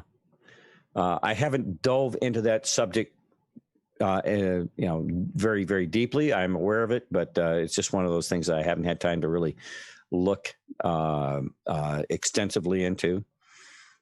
So you have, so what they're going to do, I guess they're going to make a movie. And this is a rip reel based on the Ascension Chronicles, Spheres of Influence of Corey Goode. Okay, now take a look. It's a kind of a, this is the movie, or scenes from the movie, and a description. Here we go. Were these giant pirate ships flying in the sky?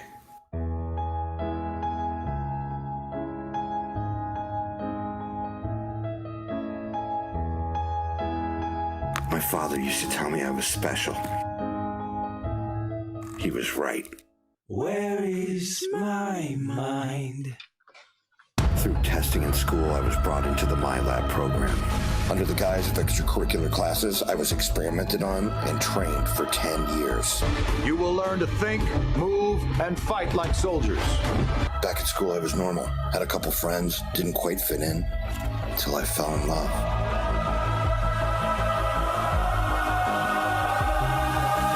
Until one day, my true mission was revealed. I was taken into a 20 and back service in the secret space program.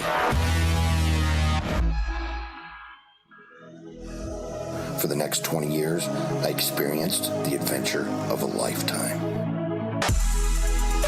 I was an intuitive empath. My job, communicate with extraterrestrials.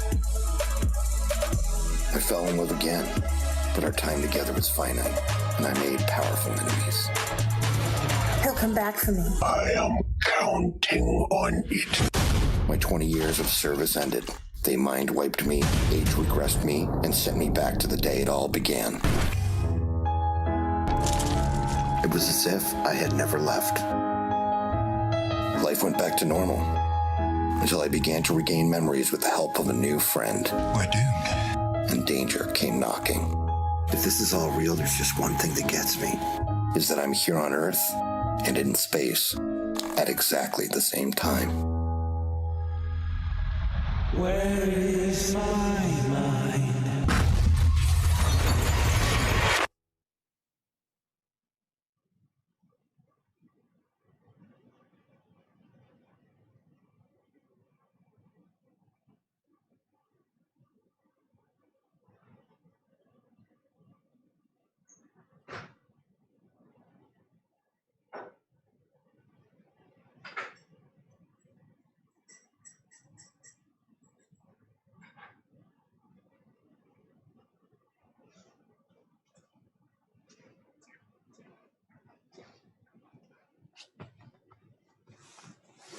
No, the aliens didn't get me. Went to get coffee and I had to take care of a couple other things. I thought I had a couple of extra moments here. I obviously did not. So apologize for leaving you hanging there. All right. So Corey Good coming out with a movie. I thought that was pretty interesting. And, and I've talked to other people who suspect that they had been on a 20 and back mission and stuff like that. When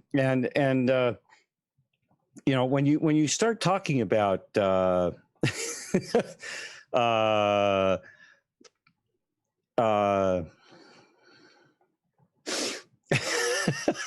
thanks for the confidence there, Thistle Sticks. But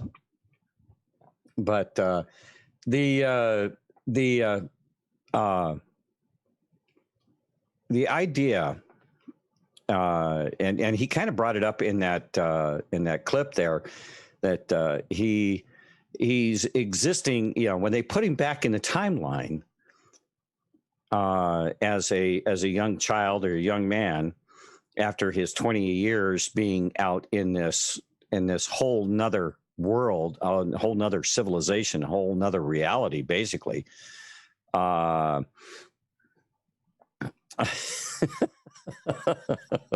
2020 Liberty, definitely, absolutely, yeah. But I have a friend of mine who thinks he may have been part of that program, and if a person was, if Corey Good is supposedly one of the few that this mind wipe technology doesn't necessarily work so well on him.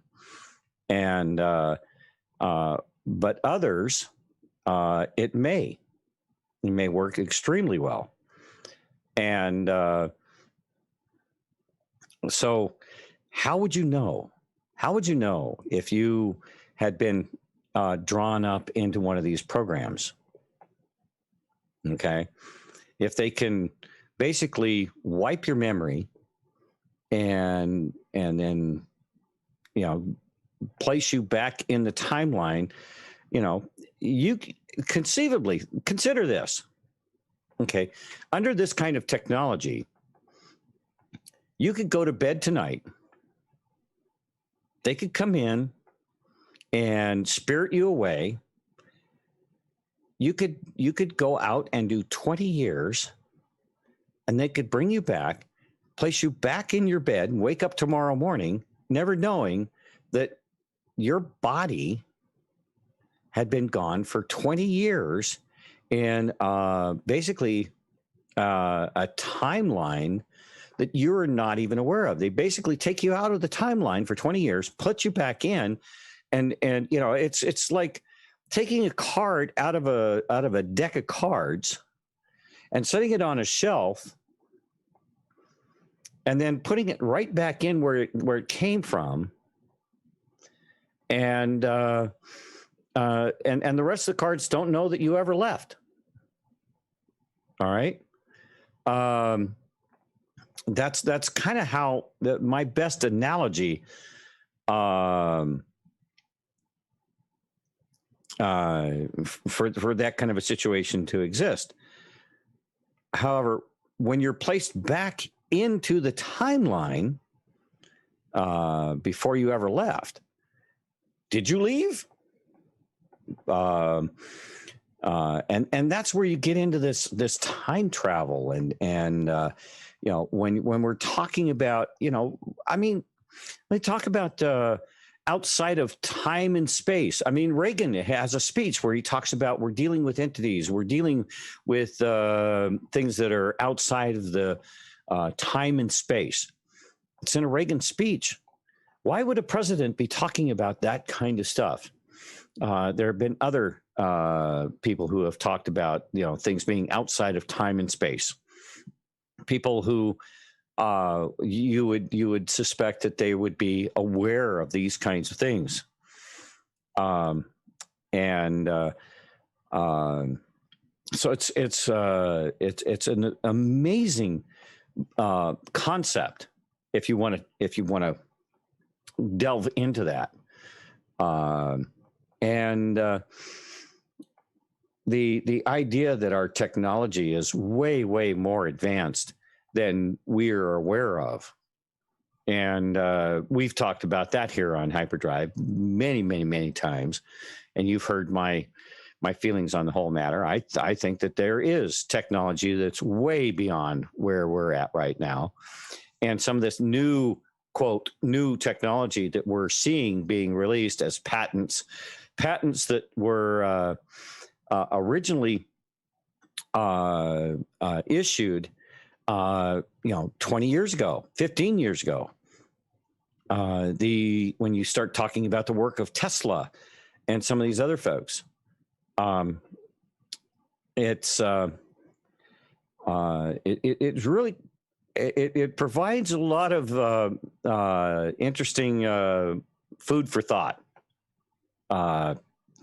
in my opinion, and it's fascinating. You can get pretty drawn up into it if you allow yourself to be.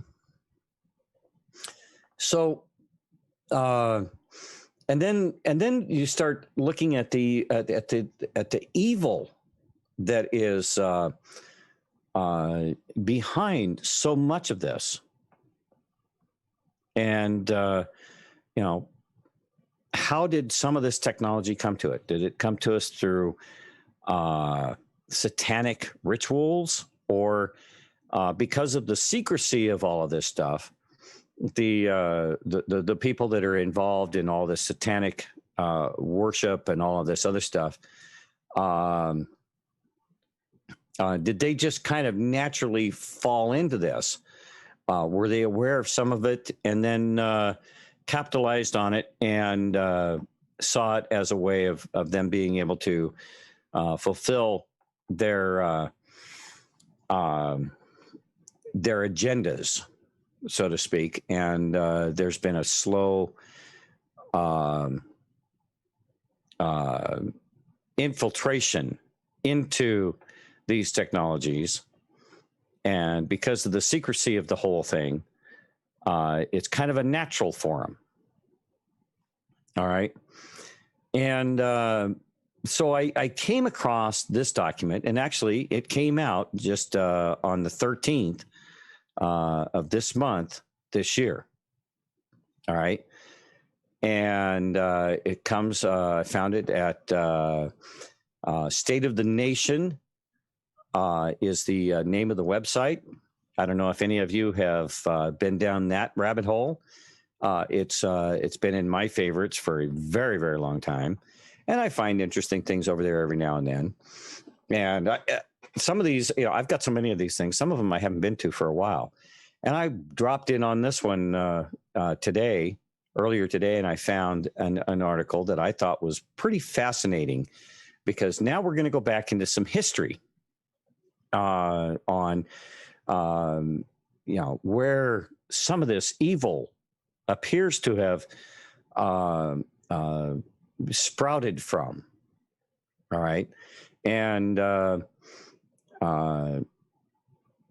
it's an interesting deal, because how many of you have heard of the Kazarian Mafia? And how many of you have actually dove into the Kazarian Mafia? What are Kazarians? I've heard the term. All right. And I find it interesting, as I started looking into it, because I'd never really dug into, I've heard the term, but I've never really dug into it. And so when I saw this article, I said, okay, maybe it's time that old Thumper here gets educated on what are the Kazarians? What is this Kazarian Mafia?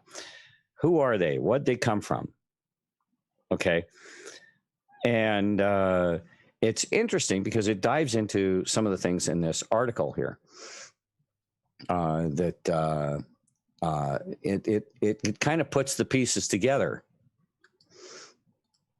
And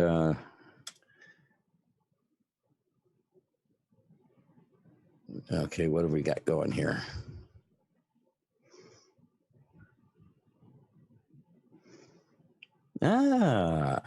Okay. Looks like some interesting documents there. I forget who it was that dropped me a document a little bit earlier. I copied it and I just pasted it. It goes to a mega account. And there's some interesting documents here.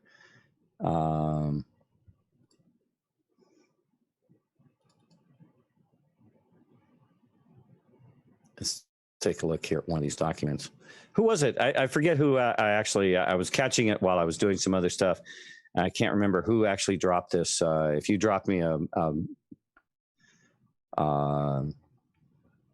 okay, there's some adrenochrome information here.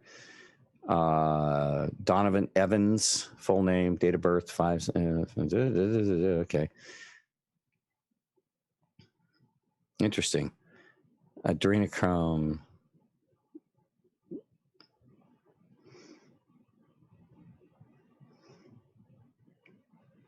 The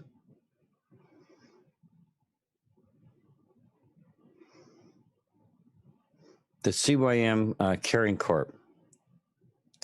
Tennessee Walker. Okay, thank you. I apologize for not remembering who dropped me that link. I remembered I clicked and copied the link, and it's been sitting there hidden in my mouse until I clicked on it and opened it up. So thank you very much for that. I'll keep these and I'll dig into them. Very, very, it looks like some very interesting stuff. Thank you very much for that. All right. So anyway, I found this article on the Kazarians then and Kazarians now is the title of this particular document. And I found it quite interesting. And if you haven't dug into the Kazarians, well, now's your chance. We're going to dive into it this will probably take up the rest of the show. It's a well-established historical fact that Khazaria was destroyed by both Russia and Persia, which is now Iran, in approximately 1250 AD with good reason. Let me put the reader on this so it might be a little easier for y'all to see. Okay, there you go. Okay. Many years of prior very stern warnings had been given by Russia and Persia with no changes by the Khazarians. The reason for this final destruction of the kingdom of Khazaria was that its rulers and its people ignored these warnings and were made jointly by Russia and Persia. Russia and Persia had repeatedly instructed Khazarian leadership that Khazaria as a nation and people had to change from its evil, inhuman ways and stop parasitizing its neighbors or suffer complete destruction.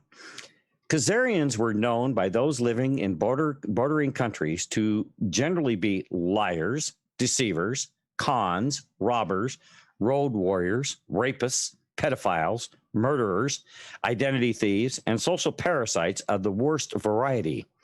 And to make matters worse, their ruler, King Bulan, did nothing to reverse this because he, too, was like them. When Khazaria was finally destroyed in about 1250 AD by Russia and Persia, it had been literally terrorizing, robbing, murdering, and parasitizing neighbors and travelers for over 500 years. These endemic Khazarian criminal behaviors were institutionally supported by their leaders and by the Khazarian culture. There was no rule of law in Khazaria, only the rule of manipulation, sociopathy, might, violence, and evil. Khazarians had repeatedly preyed on travelers at their borders or anyone who tried to travel through Khazaria. Traveling in or near or through Khazaria was usually a fatal mistake. Women were often raped and then murdered afterward, or, if young enough, taken as sex slaves. Khazaria was known by other surrounding nations as a lawless, evil nation that allowed the worst crimes against neighbors and travelers imaginable. Khazaria was known as the epitome of selfishness and evil, from the king all the way down to the average citizen. It is now known for certain from peer-reviewed genetic studies done at Johns Hopkins that Khazarians carry absolutely no ancient Hebrew blood and are not Semites at all, and never were. Khazarians' origin is believed to have been a hybridization between Turks and Mongols, with absolutely no genetic ties to the ancient Hebrews. And if you look at the map here, okay, you have Hungary, the Byzantine Empire, Persia, Khorasan, Volga or Bulgaria, and Kievan Rus, Russia. All right. So this was the kingdom of Khazaria. Okay. Rather large area, obviously. All right. It is truly interesting that these Khazarians have absolutely no ancient Hebrew blood at all, none, although their leaders usually claim to carry ancient Hebrew blood and to be Semites, when they are not Semites at all and have absolutely no ancestral rights to any land in the Mideast. About 80% of the Palestinians carry ancient Hebrew blood and thus are true Semites and hold an abandoned absolute ancestral right to all of Palestine, despite any Khazarian claims, which are all based on lies and political intrigue. Thus, it is fair to claim that the Israelis are not only not Semites at all, but are the biggest anti-Semites in the whole world for their massive land theft of Palestinian land and genocide against Palestinians. And despite this stark reality, top Khazarians immediately accuse anyone that criticizes them or Israel of being anti-Semites, an obvious fallacy. Okay, now that's what is written in the article here. So, I'm not claiming, this is absolutely correct or whatever. Any statements are strictly those of the author of the article here. All right, I just want to make that perfectly clear. Okay. It is now becoming obvious to many that Israel is a deeply racist Khazarian state that is continuing the same antisocial criminal patterns that led to its destruction around 1250 AD. And this photo here is the way it's described is this is a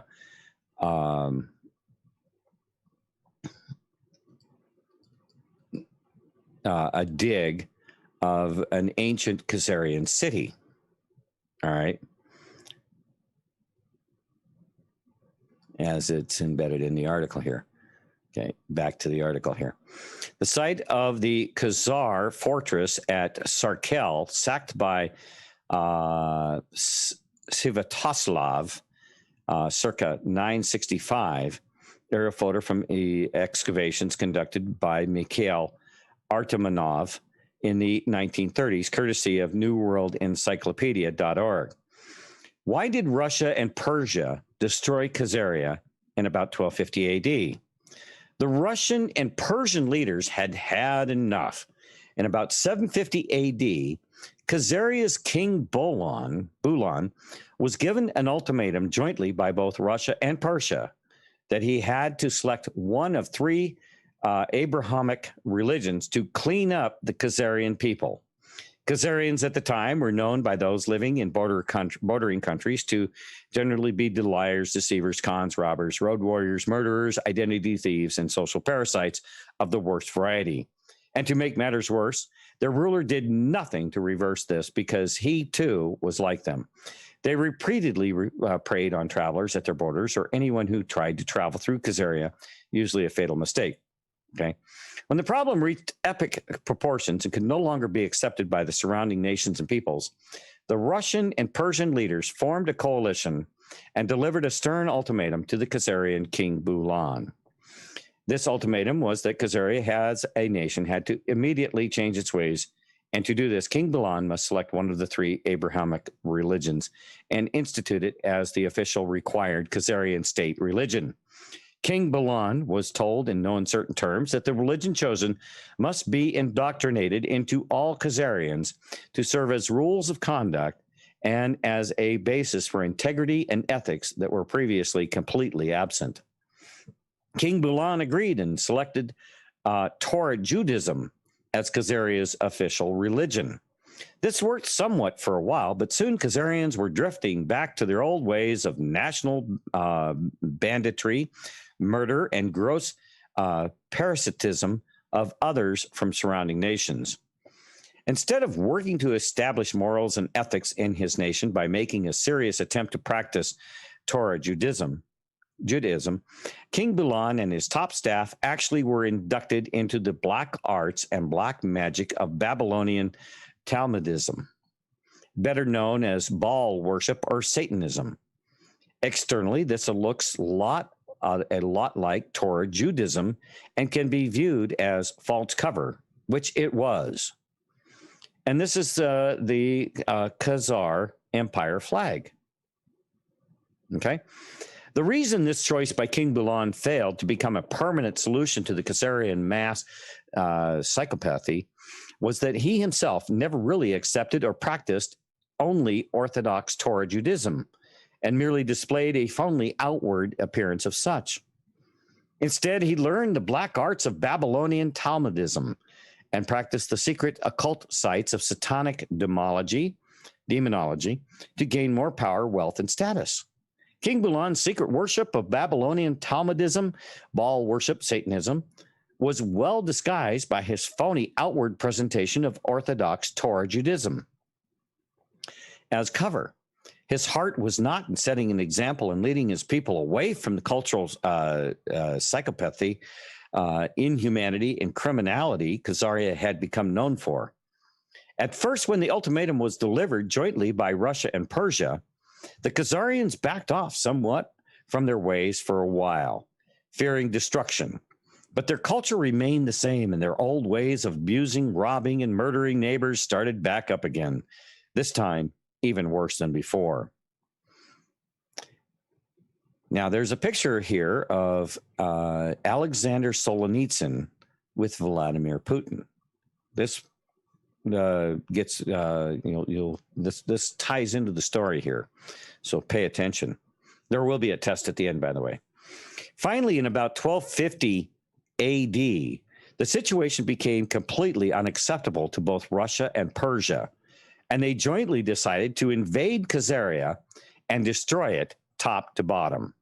The current king and his court were warned by his spies that the top Khazarian nobility was able to flee with their great wealth of silver and gold before the invasion and destruction of Khazaria. It is hard to know all the details about where this Khazarian royalty went, but it appears that they continued practicing the black magic occult arts of Babylonian Talmudism and migrated to Italy and other Western European nations. Khazarian history has been carefully excised from most libraries in the Western world, and one must dig to find it. Interesting. And it accounts for, I've heard the name Kazarian, but I've never really had anybody or seen anything that really described who or what the Khazarians are or were. What is this? What does this word Khazarian mean? We've heard it over and over again. All right. And so when I found this, I found it very, very interesting.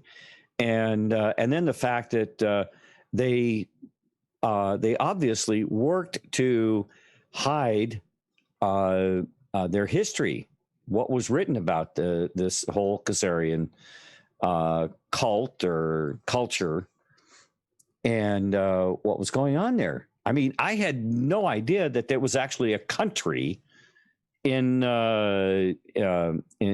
Central Asia or Europe or whatever they call that region there.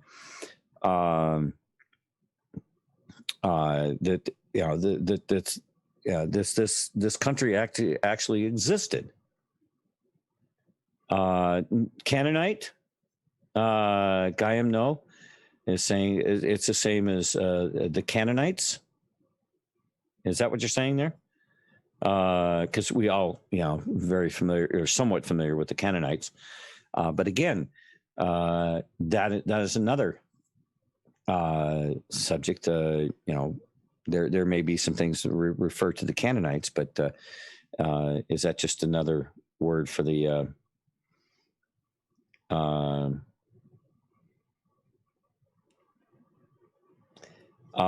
Ukraine? Yeah, well, Ukraine, yeah.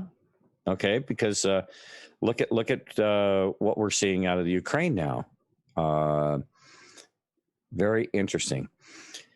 So anyway, Khazarian history has been carefully excised from most libraries in the Western world, and one must dig to find it. Fortunately, Solzhenitsyn documented a fair amount of Khazarian history before he died.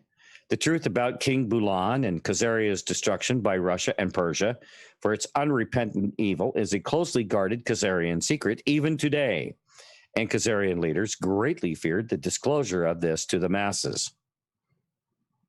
These Khazarian royals, who specialized in Babylonian Talmudic Satanism, participated in child sacrifice because they believed it would provide them with more and more satanic powers.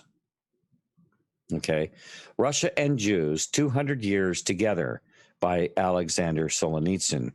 That might be an interesting read. All right.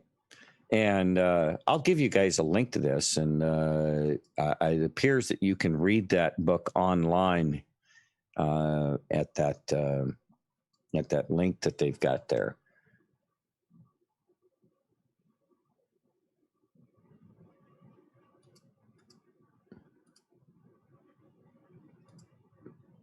So we're all kind of learning together here tonight, and I hope that's good for you guys, because it definitely appears that when how many times have we talked about these people just being absolute despotic, megalomaniac psychopaths? That is this where did that come from? The absolute evil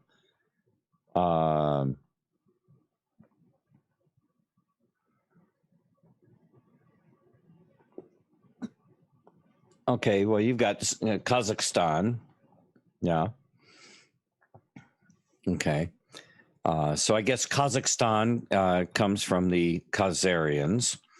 These top Khazarians became known as the world's greatest imposters, usually hiding in other groups by claiming to be part of that group's genetic and cultural heritage. Eventually, these Khazarian royals became adept at Babylonian Talmudic money magic, that is, making money from nothing by the use of pernicious usury. They often assumed the identity of Judaics and claimed to have ancient Hebrew blood when they had none and only carried Khazarian blood. Soon they became the Vatican's bankers and were known as Hofjuden, or court Jews, by the various kings, queens, and royalty of the European nations. They were easily accepted by the old black European nobility families that hijacked the Vatican, who also practiced Babylonian Talmudism and gained power from the satanic dark side using secret child sacrifice. Cutouts and tools. Will anyone be sad when they are swept away? Khazarians became accepted as cutouts and tools of the old black European nobility, who were also Satanists practicing black magic occult rituals. But it is clear that these Khazarians were easily accepted by the old black nobility because they worshiped Satan just like they, and they shared in the secret black arts and occult rituals such as child sacrifice. Soon the Khazarians bred their way into the British royal families and other European royal families. These top Khazarian leaders became known for their expertise in political intrigue, human compromise, and blackmail, as well as the administration of hypnotic drugs and special poisons to create deaths that appeared to be due to medical conditions. Ooh. It kind of starts to add up here, doesn't it? They gained control over the city of London when Napoleon was defeated and proceeded to eventually gain control over all Western world's monetary creation and distribution systems, which were all set up as private fiat systems with pernicious usury. These top Khazarian black magic occult masters hijacked the American monetary creation and distribution system by setting up their own private so-called banking system, the Federal Reserve System, in 1913. This was done by using sophisticated bribery, blackmail, and human compromise schemes to gain enough votes in Congress and the president's support to pass this clearly illegal, unconstitutional aberration, the greatest financial crime in history. Khazarian kingpins established a beachhead in America. Once the Kazarian kingpins established a beachhead in America, they were able to buy up, bribe, or human compromise almost all elected and appointed U.S.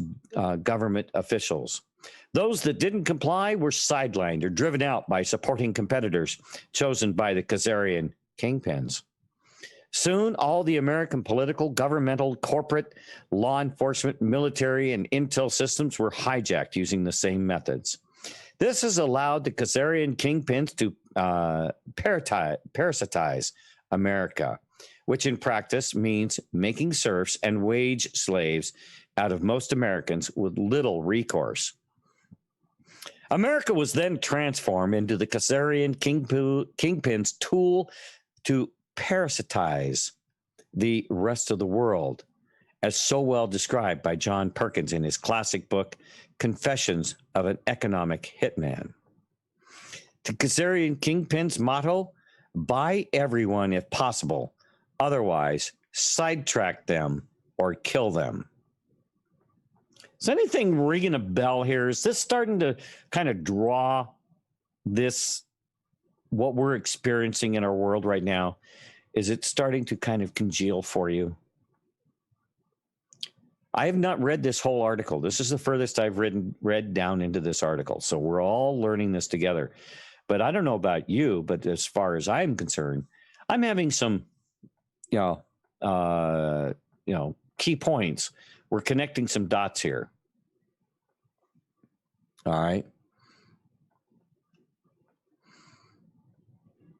Money creation and distribution systems were hijacked by the Kazarian kingpins, called the money changers by insiders in every Western nation of the world. The Islamic nations refused to set up banking systems with pernicious usury. That is very, very true. And that's why so many of these Middle Eastern nations have been demonized, because they would not buy into the central banking scheme that these Kazarians had put in place. All right. Saddam Hussein was one of them. So was Muammar Gaddafi. He refused, and so these people were made the pariahs. All right. I'm not saying that these guys were good guys. I'm just saying that they did not believe in this usury money system that we have been under for well over 100 years here in this country. All right. But we have all seen what it has done. And with the money and the power, when you control the money system, you control the world. When you control the food, you control the world. You know, their whole gist of everything, this global dominance of this very pernicious group of criminals, psychopathic megalomaniacs,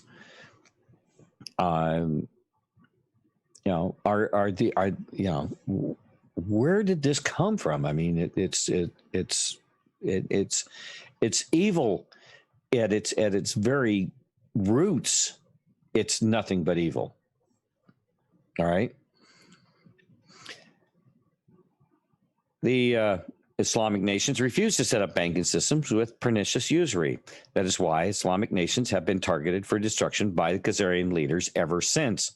The United States government is now being used to provoke any nation like Russia and China and some Mideast nations that refuse to let the Kazarians run their banking. Kazarian kingpins are called the leaders of the Rothschild Kazarian Mafia, because that is what it is. A Kazarian Mafia run by the Rothschild family banksters who have been alleged to be high satanic masters. Conclusion: history documents that the Kazarians were, as a people, back in the period of 750 AD to 1250 AD, before Russia and Persia destroyed Khazaria for their unrepentant and unimaginable evil ways. Their rulers and their people in general were bad to the bone, suggesting that criminal psychopathology was institutional and culturally based. Others have claimed it is genetic too, but this remains to be studied scientifically, or if it had, anything that was found there has been stripped from public knowledge. That would be my guess. If anybody did try to dig into this, it would have been summarily ripped out of the hands of those that were had discovered anything, because they operate in strict secrecy. And are they the offshoot of fallen angels? Are they, is it because of this this sickness that they have for just absolutely there's no compassion in them. There's no humanity in them. It's a drive that, by any means necessary, achieve a particular goal. And that goal is completely in service to self. It's a selfish, it's surprising that they are able to maintain themselves because, evil will eat itself if necessary. Okay. So what creates this hold that they seem to have on each other, and it is truly evil. Their rulers and their people in general were bad to the bone, suggesting that criminal psychopathology was institutional and culturally based. Others have claimed it is genetic too, but this remains to be studied scientifically. When King Bulan claimed to have selected Judaism for his own as Khazaria's official state religion, he lied and promoted only an outward phony appearance of such while encouraging satanic black magic practices and unimaginably evil occult rituals such as pedophilia and child sacrifice and blood drinking. The question needs to be asked and answered. Will, after 1,400 years, have the Khazarian bloodlines and their leaders changed their ways at all? They are still a bandit race of hijackers, impersonators, deceivers, cheaters, thugs, and murderers. Obviously, their top leaders have not changed at all and are in fact worse, because now they have destroyed whole nations and peoples at will, using the American military as cannon fodder to commit genocide by war, or have only their top kingpins and their chosen Khazarians undeservedly placed in top positions of power remain so unimaginably evil and inhuman. Any of you listen to Radix and her show Digging Deeper earlier this evening? She was going through a document there where they actually used the phrase cannon fodder. I find it interesting. It's in this document as well.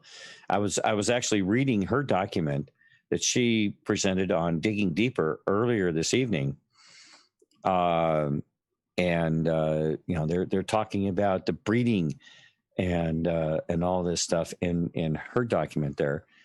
And after you listen to what she did earlier on Digging Deeper, and you compare it to this document here, and then just that phrase cannon fodder being used in the document of mind control and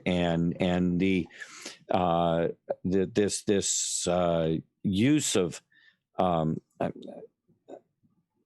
I forget the term that was in her article, and maybe we'll go back to her article here because we're probably going to have some extra time here tonight, and we can go a little bit into what Radix was showing on her Digging Deeper show, because it dovetails into this document here. Just the word alone, using the American military as cannon fodder to commit genocide by war, or have only their top kingpins and their chosen Khazarians undeservedly placed in top positions of power, remained so unimaginably evil and inhuman. Since Khazaria was destroyed in about 1250 AD, over 150 nations have booted out the Khazarians for their evil ways. Now, because of the internet, there is a growing awareness that top Khazarians are anti-human thieves, mass murderers, deceivers, and parasites upon the whole world. The boycott, divest, sanction movement, BDS, is evidence of this growing awareness. Looks like soon the whole world will repeat the actions of Russia and Persia in dealing with the Khazarians. Yes, the whole world is getting informed fast about this Khazarian problem, the world's biggest problem, and it has just about had enough of the Khazarians' abuse and inhumanity. It's almost a certainty that the Khazarian city of London, private Rothschild fiat world banking system, is going to soon be eliminated in the coming months. This alone will decapitate the Khazarian command and control and power base worldwide.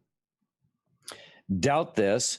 Then do some basic research on the BRICS, the AIIB, the Silk Road System, Shanghai Gold Exchange, and the recent erosion of the U.S. petrodollar system, with Saudi Arabia accepting currencies besides the U.S. dollar. Khazarian kingpins always hold their timeless intergenerational grudge. The Bolshevik Revolution was revenge against Russia for its destruction of Khazaria in about 1250 AD. Approximately 80% of the Bolsheviks were godless Khazarians who raped, pillaged, tortured, and murdered over 100 million non-Khazarian Russian citizens. These Bolsheviks did the same thing to Germans when they entered East Germany at the end of World War II. It's a fact that Bolshevism was Khazarianism in disguise. Same for Maoism. America has been infiltrated and hijacked by the Rothschild Kazarian Mafia, which is dead set on destroying the Christian and deist heritage of our founding fathers, along with their economy, borders, language, culture, sex roles, and marriage. Kazarians have become the destroyers of society and everything that occurs naturally. That is, the natural order of things. Unless Americans and citizens of the world wake up and displace these Khazarian kingpins from their high positions of control that they obtained by hijacking, bribery, blackmail, and human compromise or murder, America is doomed, and so is the whole world. Mike Harris is the Veterans Today financial editor and radio show host of Short End of the Stick. Mr. Harris has enjoyed 30 plus years in manufacturing, financial, and technology sectors. He's been core to numerous domestic and international startups, acquisitions, and mergers, skyrocketing profit margins through a highly cooperative team approach. His sharp intellect and fluid intuition was a significant boon to during his 2005-2006 run for the governor of Arizona, where he emphasized the need to initiate immediate practical working solutions to the issues at hand. From 1995 to 2000, Mr. Harris served as a technical advisor on the Committee on Science and Technology of the U.S. Congress, as well as sitting as chairman of various boards over the years. With an MBA in finance from a foundation of applied physics and economics, he has proven an exceptional ability to function well above and beyond the box, dubbed Iron Mike. Through his many years as a martial artist, Mr. Harris has clearly demonstrated the resiliency to take blows and to come back fighting. He now brings this extraordinary skill set to apply his ultimate vision for a free and abundant and prosperous society. I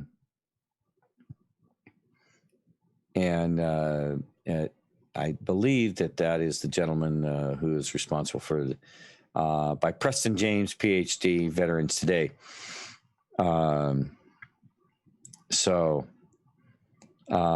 I find that this article is very, very interesting. When if we're talking about this article came out today, or the 14th, yesterday is the date on this article, I believe. It just came out. Now let me take the reader off of this. And posted on February 13th, 2021. So Saturday. Okay, I'll give you guys a link to this. Really good article. And I don't know what possessed me to go to this website. I haven't been there forever. And so there's a link to the article for you guys. Go in there and grab it. And the name of the website is State of the Nation. They got a lot of different stuff. Dynamex says, must get remaining sleep. Bye. We'll catch you later, Dynamex. Get some sleep before you hit the road tomorrow.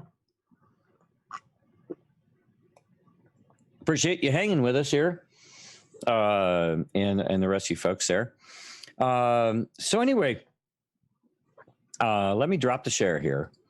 And how many of you guys actually did catch Digging Deeper with Radix earlier this evening?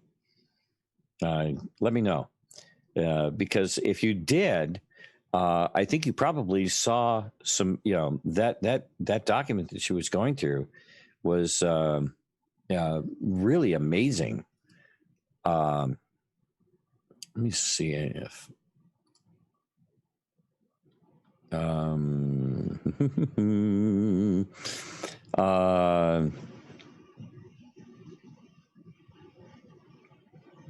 let's see here.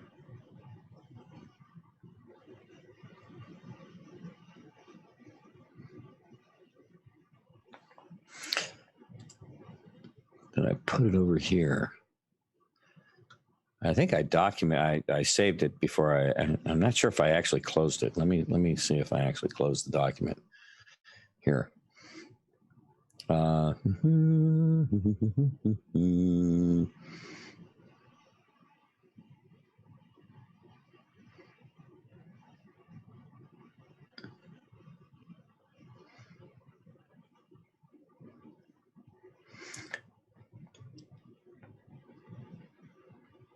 Yeah, I actually closed the document. Okay, so let's go here. And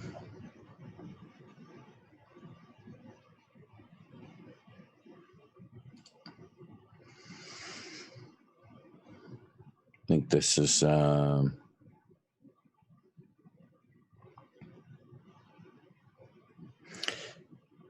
yeah, okay.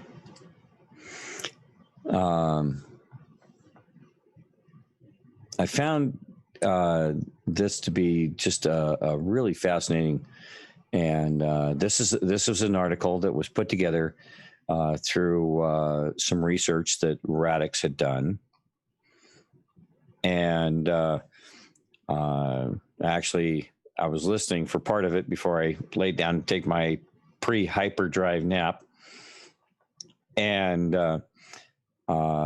I put a note to her in here saying, this is a great article. I was reading it earlier today. And then I had no idea it would have it would kind of tie into this whole Kazarian subject as well. And it actually does in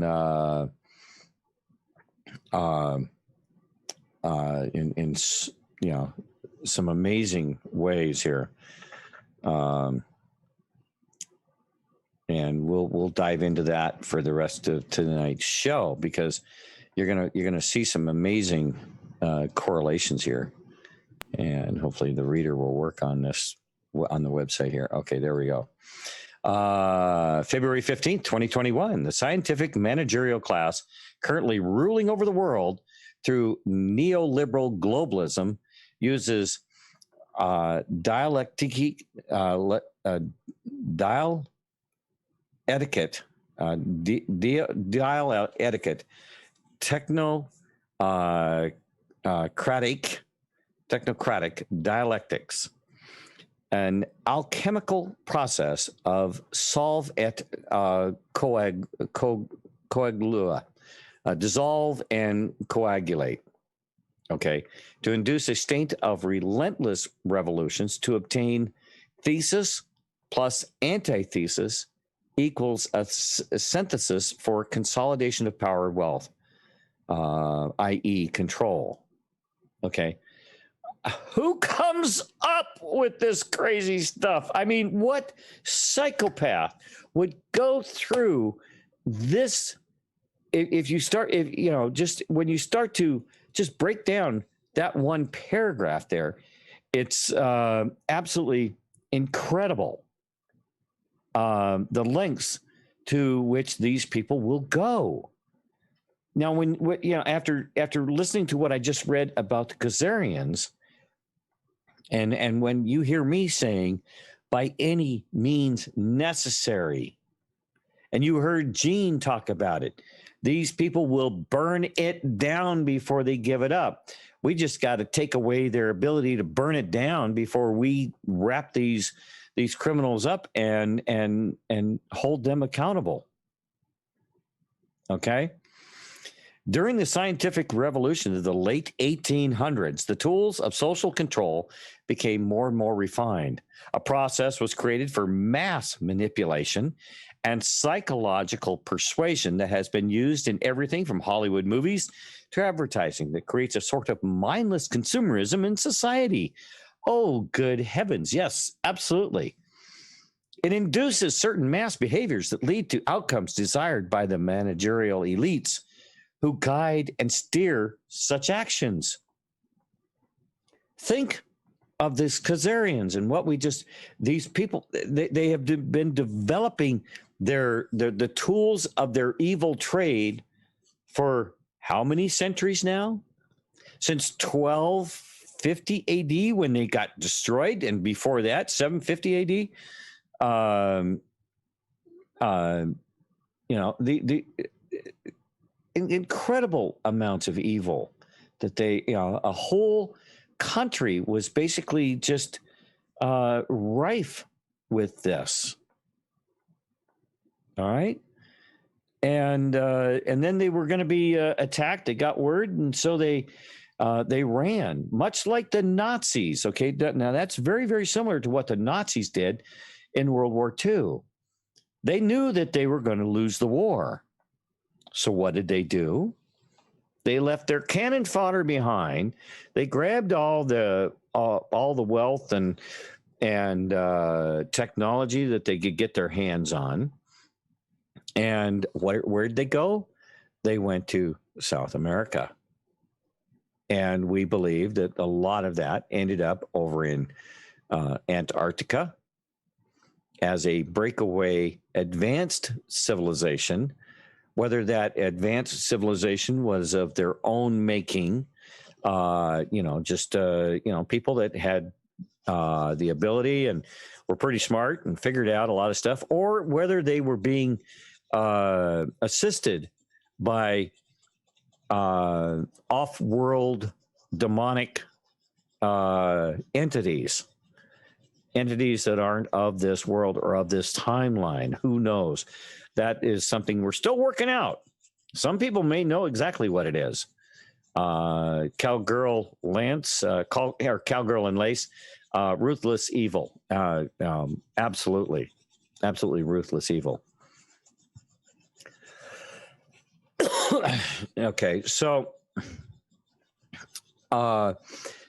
in her article here, and in what Radix is talking about here, that they've been using this throughout all of our movies. We've talked about the cinema, the cinematic, the Hollywood. Just Hollywood is as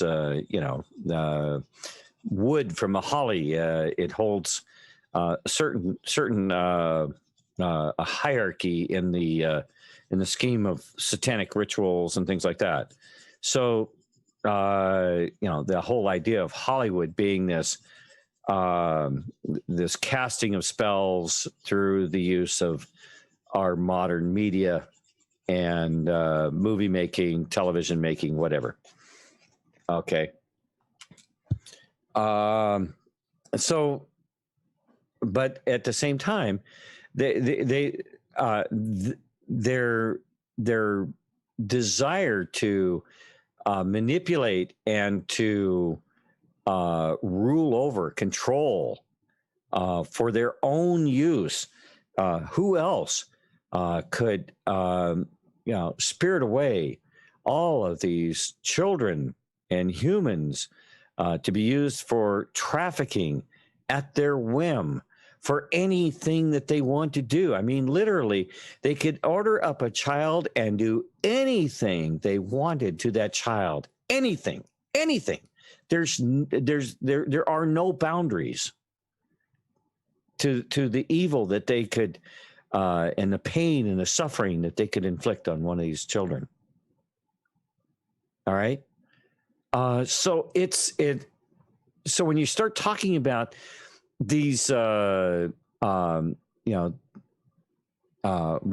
they're doing here and what she's describing in this article is they came up with this stuff, and they're using it worldwide.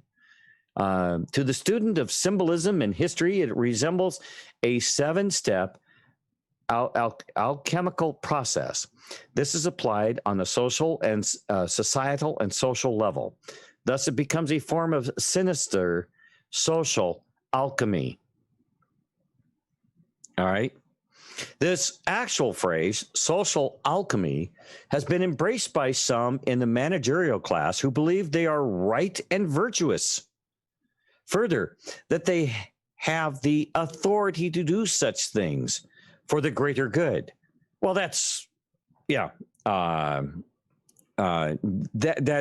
is justification in my book. You know, if you I could sit here and justify. You know, it's like a small child, a child that hasn't developed their moral compass just yet. A child hasn't really developed all of those synapses in the brain yet, and they might do something. Some children are just naturally very kind. You know, they wouldn't step on an ant, they wouldn't squish a worm or whatever. Another child might come along and go, eek, gooey. You know, it doesn't mean that child is good, bad, evil, or whatever. It just means they're exploring, but they haven't developed, you know, for lack of a better way to put it, a moral compass as yet. Yeah, offering children to Moloch has been going on for thousands of years. And, well, when you're talking about 750 AD, okay, you are talking thousands of years.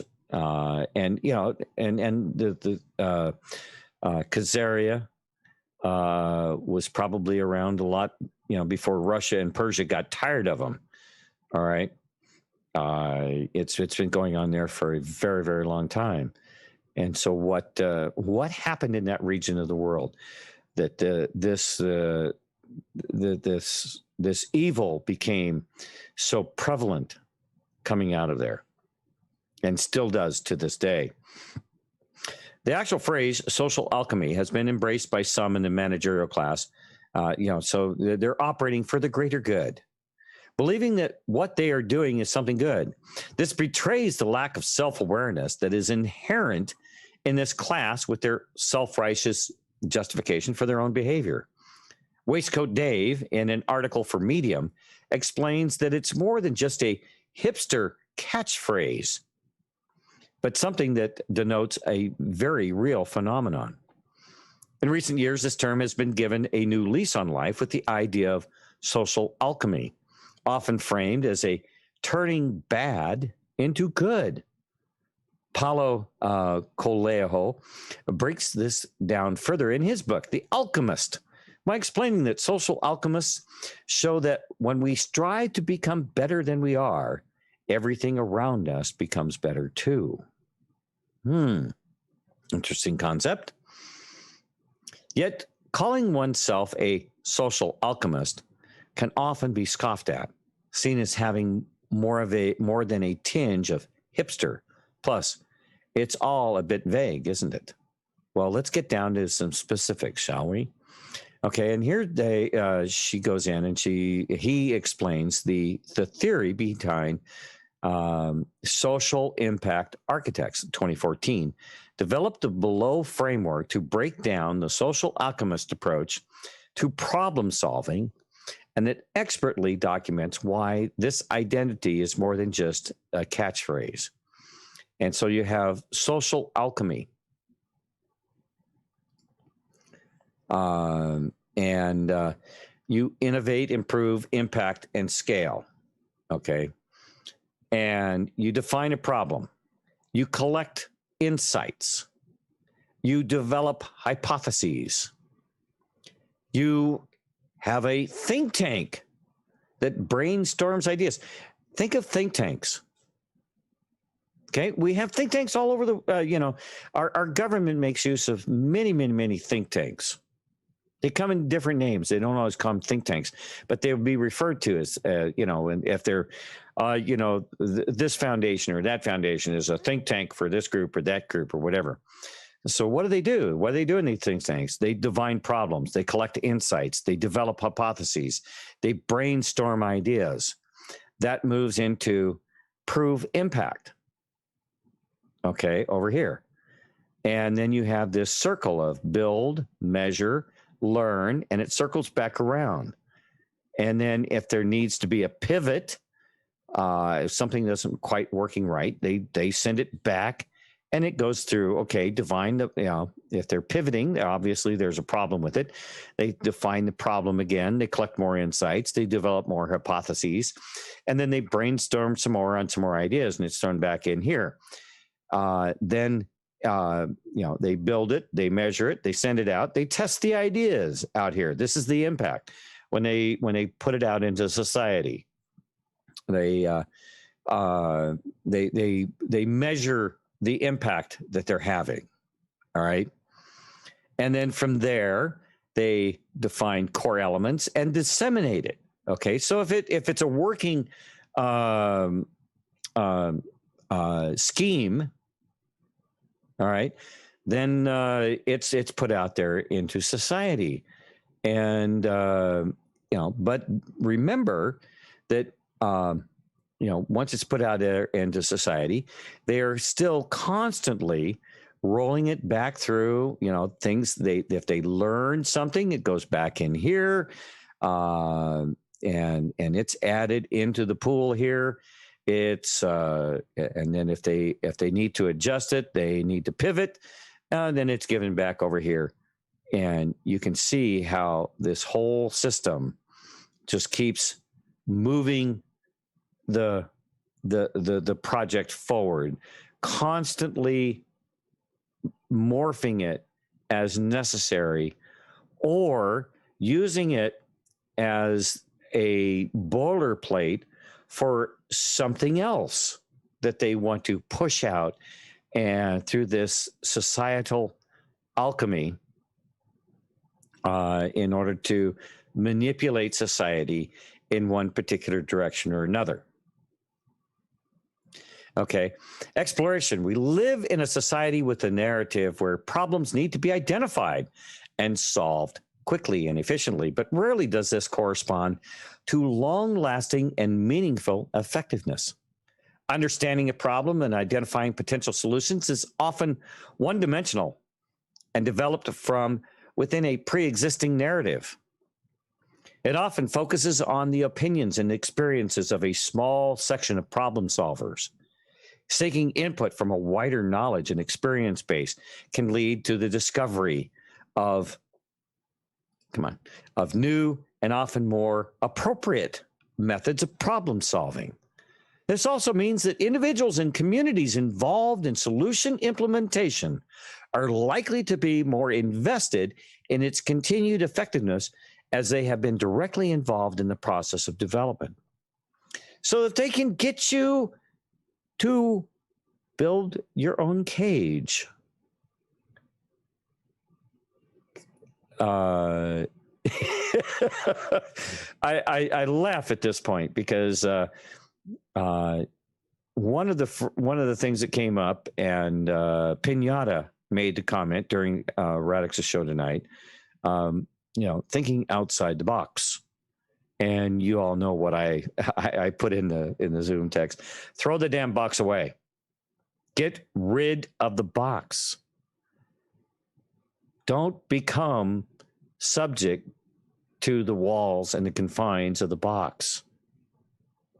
Because when you look at this social alchemy, this is how they build your box. This is how they decorate your box. You're building your own cage. That's what they're getting you to do when they have these think tanks and they get you involved. You're bought in. 2020 Liberty, yes, building your own cage.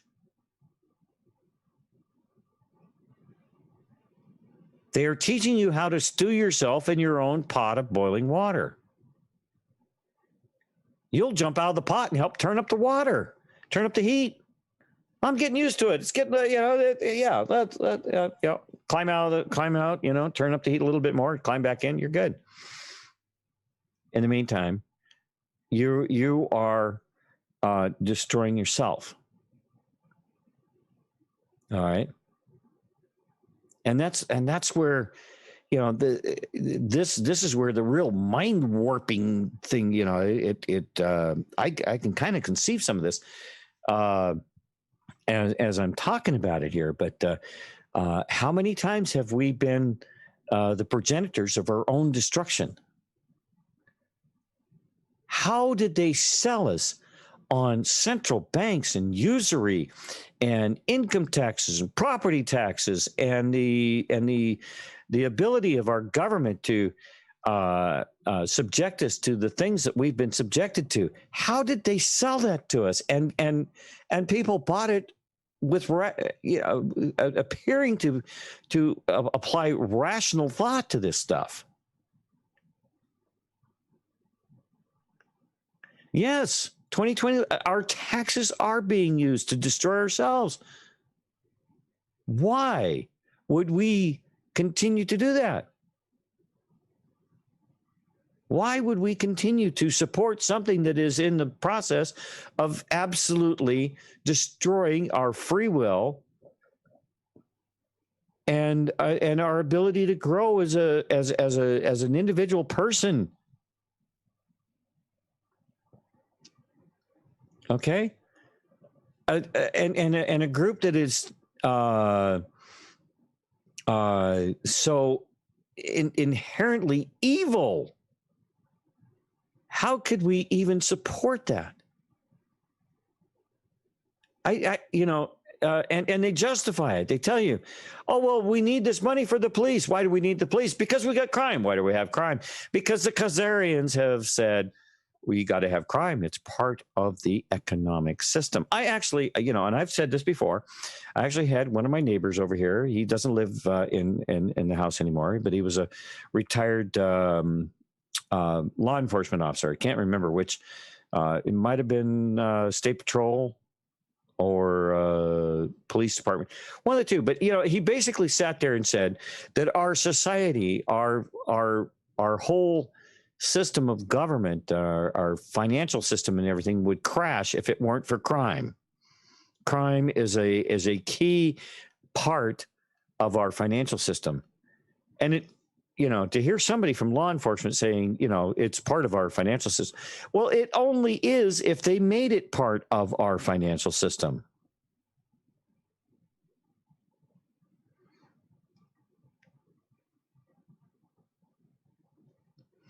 Life is not predetermined unless you do not get off your ass. I agree with that.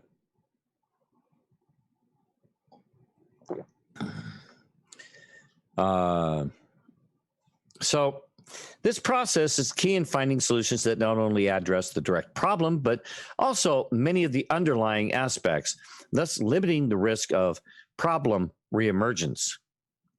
Okay.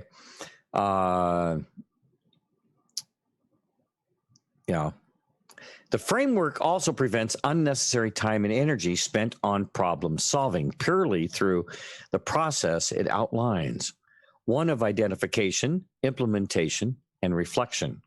If a problem continues to present, more exploration and solution testing time needs to be given. If this is not the case, then the process moves forward. This ensures that individual and collective energy is used in an engaged, organic, and useful manner.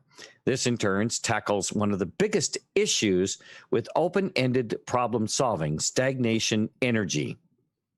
All right.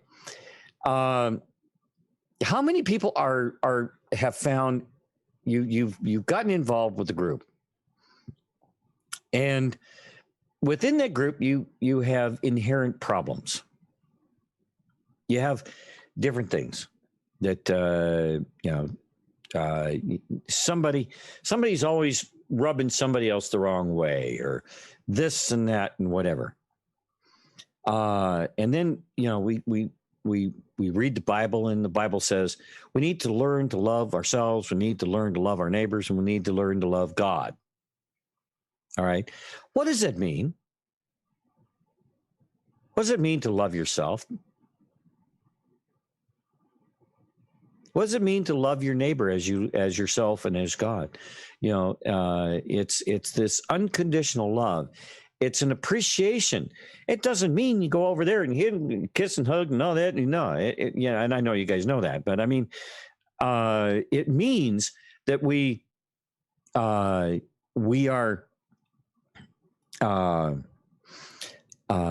an appreciation for that soul, that individual, an appreciation that you have absolutely no authority nor a right to interfere with and to force anything upon them.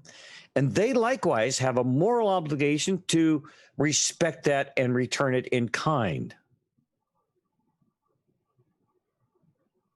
All right. So why would you light an empty cigarette tube, Roddy? Come on, man. You half asleep? Anyway, these people that go into this kind of stuff, they'll draw you in, and then they'll say, well, it's just natural. We're just helping. We're solving the problems of this and that and whatever.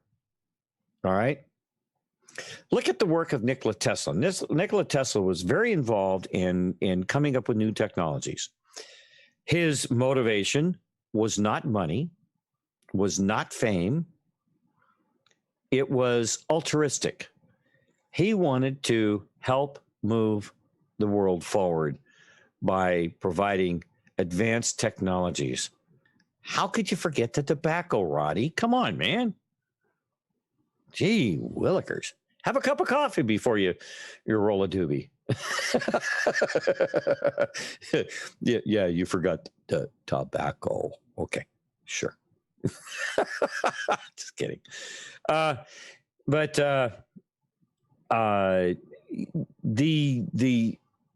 the idea that we have these groups to come together, and I've been involved in groups, and and what I found was, and most times, a lot of these groups are there for appearance only.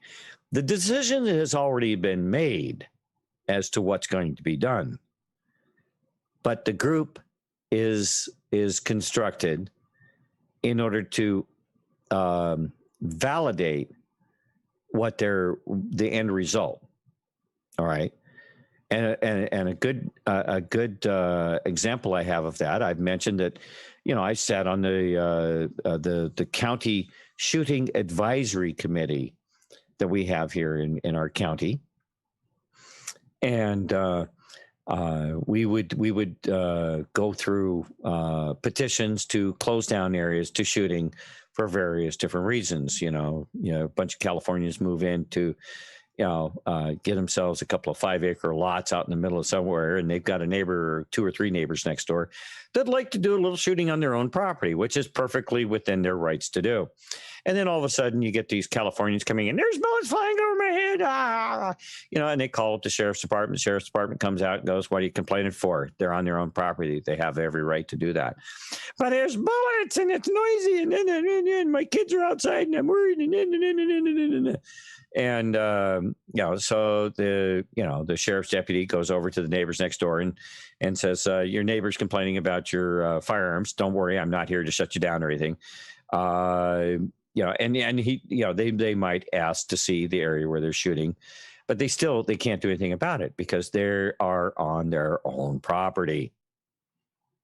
All right. They are on their own property. And as a result, they have every right to do that. All right.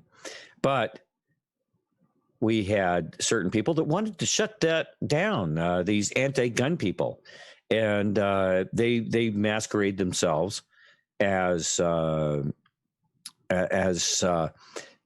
sheriffs, mayors, county commissioners, other people of note in the community, developers, land developers. Yeah, those people out there that want to subdivide and build subdivisions in every little nook and cranny out in the county and stuff like that. You can't, all those guns out there. That's terrible, making noise. It disturbs people. And then the eventual taking of our property through heavier and heavier taxation runaway inflation, so that just being able to pay the electricity and buy food and gas for your car leaves very little left over. And you eventually, what are you going to do? You're going to pay your taxes, or you're going to buy food and put gas in the car so you can go to work, so that at least you have some income coming in. Increased taxation, more and more, lay it on, thicker and thicker and thicker, until you can't pay the taxes anymore. So you maybe, before you get behind on your taxes and they threaten to take your property away from you, you sell your property, you get yourself a small apartment, or you're renting, you don't own, you're in a stack 'em and pack 'em now, and you've just moved into the perfect environment for more programming to be placed upon you. Oh yeah, that's white privilege at its best. Yeah, right. But you see how they build this. They build this whole idea. All righty. What are we going to do with you, man? Anyway, yeah. I would love to have a little bit more time to go into some more of this, because as you can tell, this diving into this stuff is, we need to really start to understand how we have been manipulated and maneuvered into this situation that we're in. And how do we get out of it? How do you convince people that this has been done to them? Those people that would call you a conspiracy theorist, those people that would, remind you to make sure you wear your mask and pay your taxes and, all of this stuff. And that Joe Biden and what he was doing over in Ukraine, that's not a big deal. No, but go back and let's look at the history of the Ukraine, Kazakhstan and the Kazarians and the central banking system and our own Federal Reserve and IRS. And ask yourself, how does any sane person get themselves into this situation? They shouldn't. I'm putting the link to this article that was done by Radix. I definitely recommend that you get over there and read it. This is a tremendous piece of work that she has done here, putting this together. And I was actually thinking of, I didn't know that she was going to present this on her show tonight. However, I am glad that she did. Where'd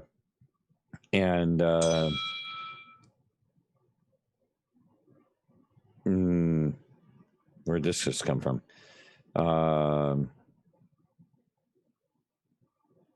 Okay. Somebody just sent me a text. I got to figure out who it's from. Anyway, we may dive into this some more, because this is how you this is how you get to where we're at in this time frame. And when you start looking at how they have used this to move us to where we are now, all right, how do you move people back? How do you unprogram? How do you reverse course and deprogram people? Because one of the things that she talks about in this article here is through societal alchemy and actual alchemy, drugs, food, and different things like that. And through the use of these techniques that they've been using on these children who have been abducted and traumatized, and their heads, their minds have been so screwed with that. How do you deprogram them from this evil influence that has basically warped their brains into thinking that they just go along. They just do what they're told. It's so absolutely over the top evil that how do you take an entire population of people? And I said this very early on in this whole process. How do you unprogram an entire world that has been subjected to this and is under the influence of this social alchemy? All right. They've had many, many, many generations to work on this. And these people are truly evil, and they are truly of one desire, and that is to completely dominate and control anything and everything by any means necessary. Ladies and gentlemen, I want to thank you for joining me tonight on Hyperdrive. I hope you got a lot out of this episode. I've been inspired by this thing all night long. I hope you've gotten something from it as well. And I will be back again on Wednesday night for another episode. Indigo will be most likely there with me on Wednesday night. And we'll dive into something hopefully just as fascinating and just as educational. And thank you again for joining me. So, everyone, please take your seats and get your seatbelts on. Make sure that there is no loose gear floating about the cabin here as we turn around and get our little butts back to our point of destination, our point of departure. And I want to say thank you to everyone who has joined with us tonight. You guys are awesome. So buckle up your seatbelts. Here we go. God bless.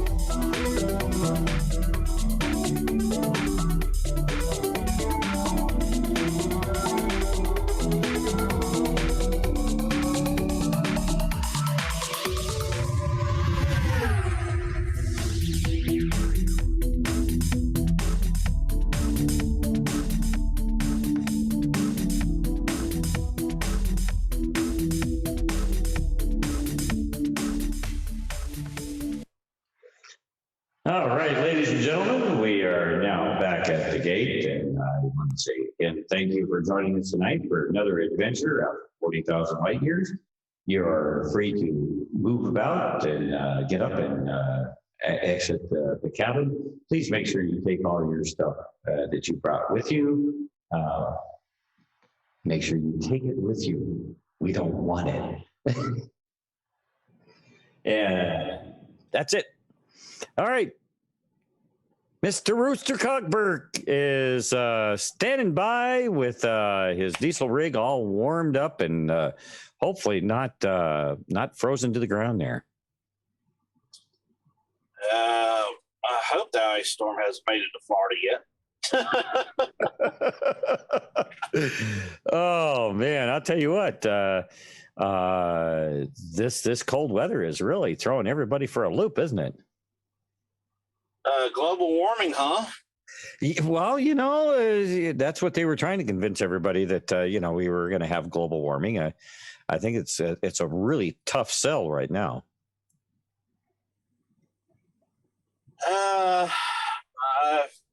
Harp something, I don't know. Well, it's interesting that Biden was running around mumbling, cold, dark winter, which it's for some people, it's dark.